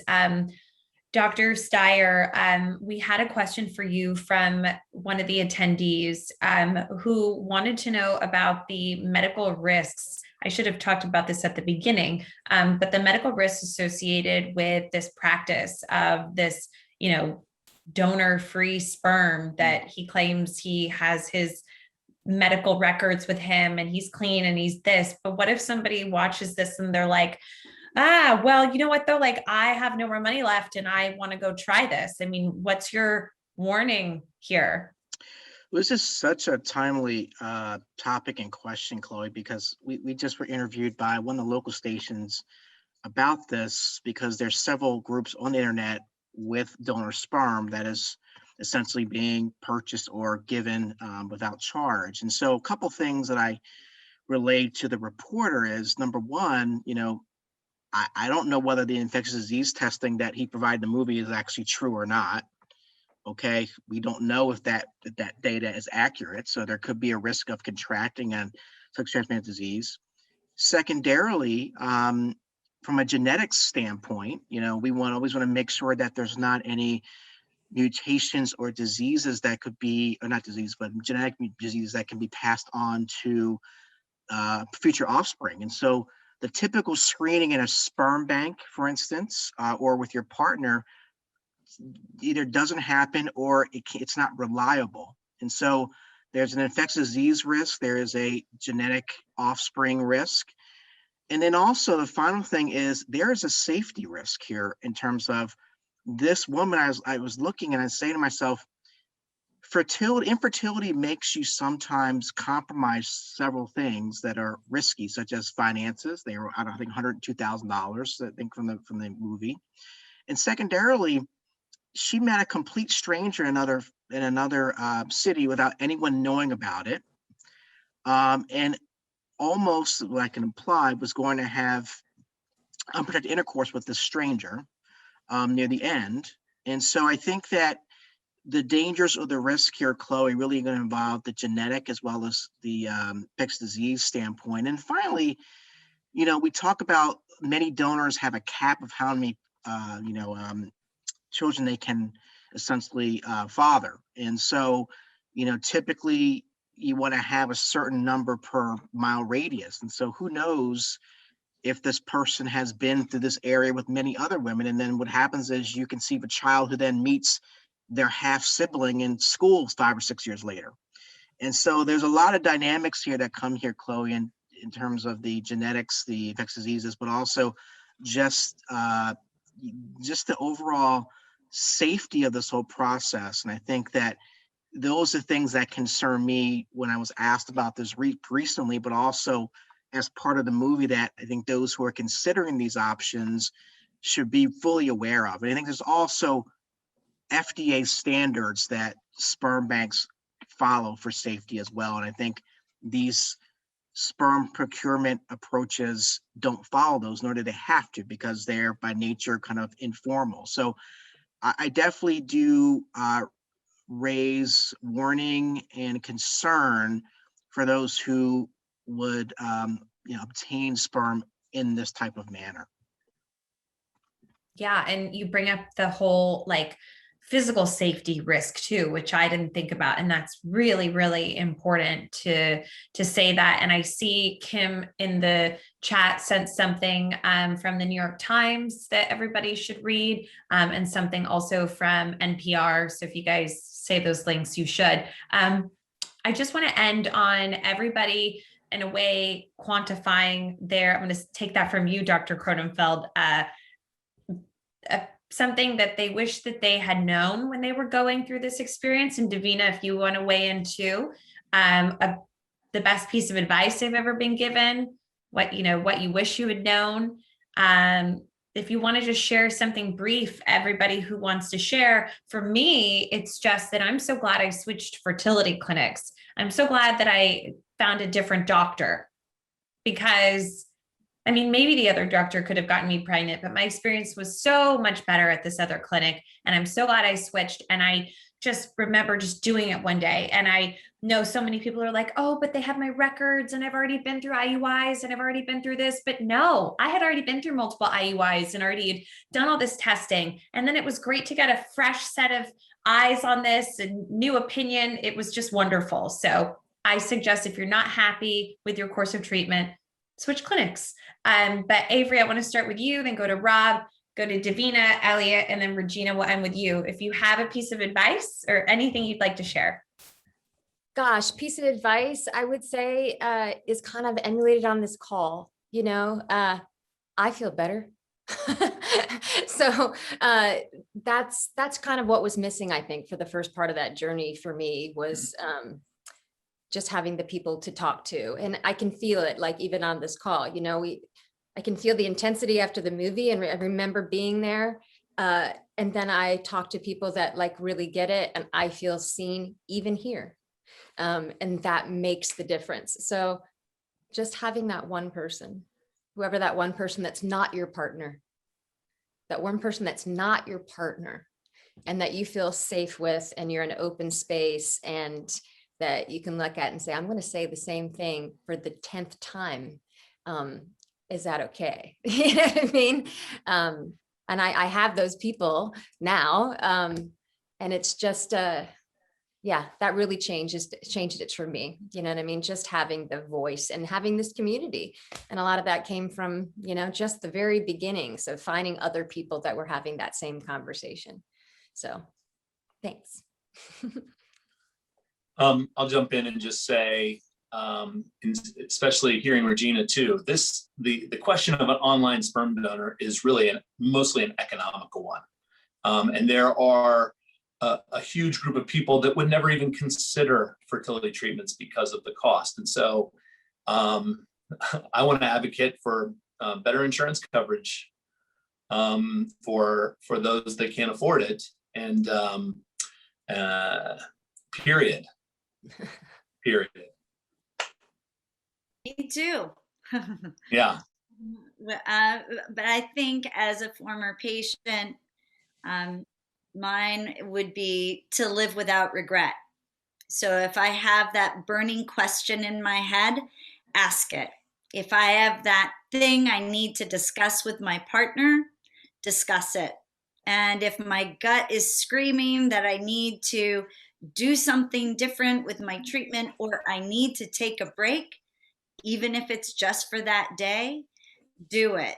Because no matter what this journey ends up, I'm going to have to live with that journey. So I want to live without regret. Dr. Kronenfeld, do you have a piece of advice for everybody? I do. I think that when people are going through infertility, they get so caught up on the immediate goal that they lose perspective. And so what I always say is, remember two things. What does your family look like when it's complete?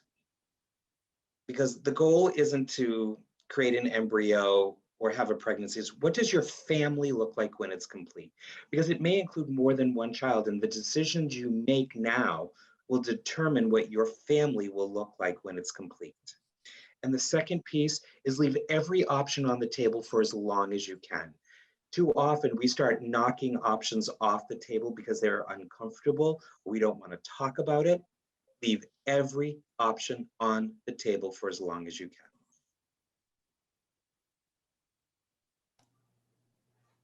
Well, mine would be that infertility is bigger than babies.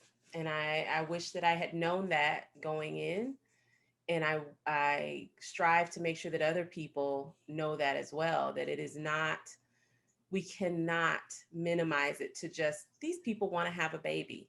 We have to look at it as this person's relationship is struggling. This person's mental health is wavering.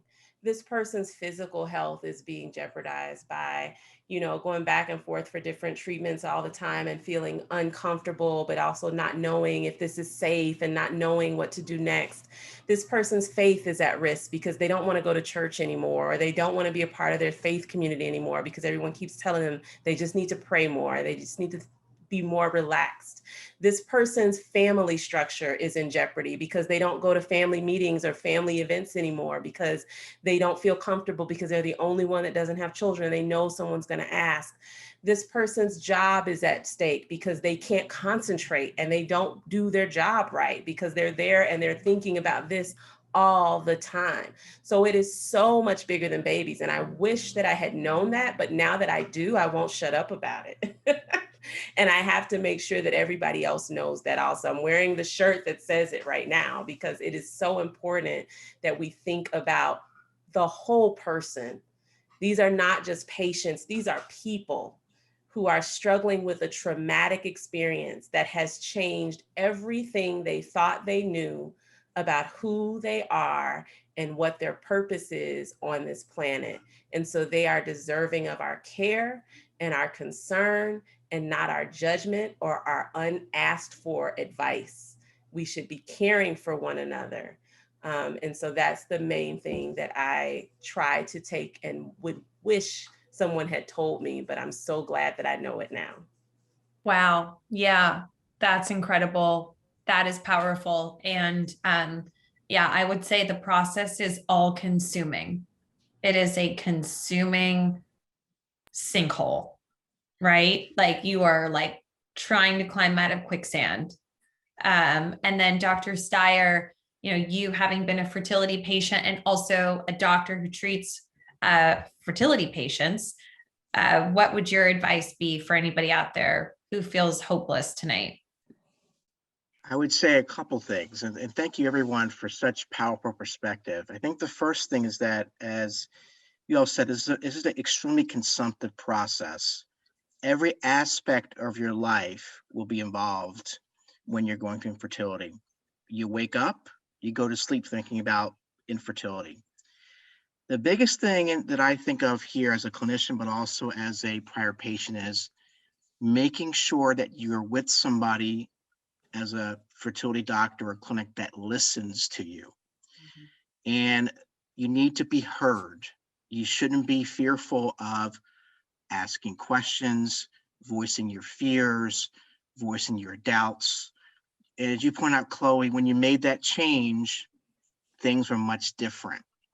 And you have to have a team that's taking care of surrounding you as your care team that's going to listen to you. And remember, it's not about what you say, it's what you do, it's how you react. And I think that you have to be with a clinician and a team and it's going to listen to you. And by listening to you, we understand better who you are, and that will help you get hopefully to a better place and hopefully just provide support for you. But it really comes down to listening. And I find that a lot of physicians, even as we're trained to quickly observe, assimilate information, and then execute something. I think it's much more than that. There's many things that go into the mental health space here that I say to patients, there's a lot more here than medicine that we're going to be working with. And they look at me and they say, what do you mean? I talk about the emotional side and the hopes and dreams that many of us and them have. And they step back and they understand that it's a balance of medicine, mental health, dreams, hopes. But at the end of the day, it's about listening to all these things that make up the person who is going on this journey. And I think that's the most important thing that I've learned being on both sides is listen. And when you listen, everything else really comes easily. This was my favorite infertility panel I've ever been a part of. This was so great. Davina, you orchestrated such a great group of people tonight. We all have to stay in touch. This was so great. I can't wait to get a recording of this. So many amazing. We got to print everything on like mugs and t-shirts now. And I need a shirt, Regina. I need one of those shirts. Well, thank you. Thank you all for being a part of this tonight. Watch the movie, share it on social, comment, follow Fertility Within Reach on Instagram, Twitter, Facebook, and make sure to follow all of us. And Davina, I will hand it all back over to you now. So thank you. Thank you. Thank you, Chloe, for hosting this portion of the evening. Thank you to Rob and Avery for making this movie that has touched me so deeply and has stayed with me for years. And Regina, my favorite voice. I'm sure everybody watching now understands why I describe you that way. And Elliott, I read his book Couples by Intention. Unfortunately, it was a little too late for me personally, but it'll help in the future. Wonderful book when it comes to relationships. And Aaron, I think this is a great panel, and it was picked on purpose because of everything I knew that everybody could bring. So I'm just grateful for you all participating and helping get the word out there. So thank you all for being here tonight.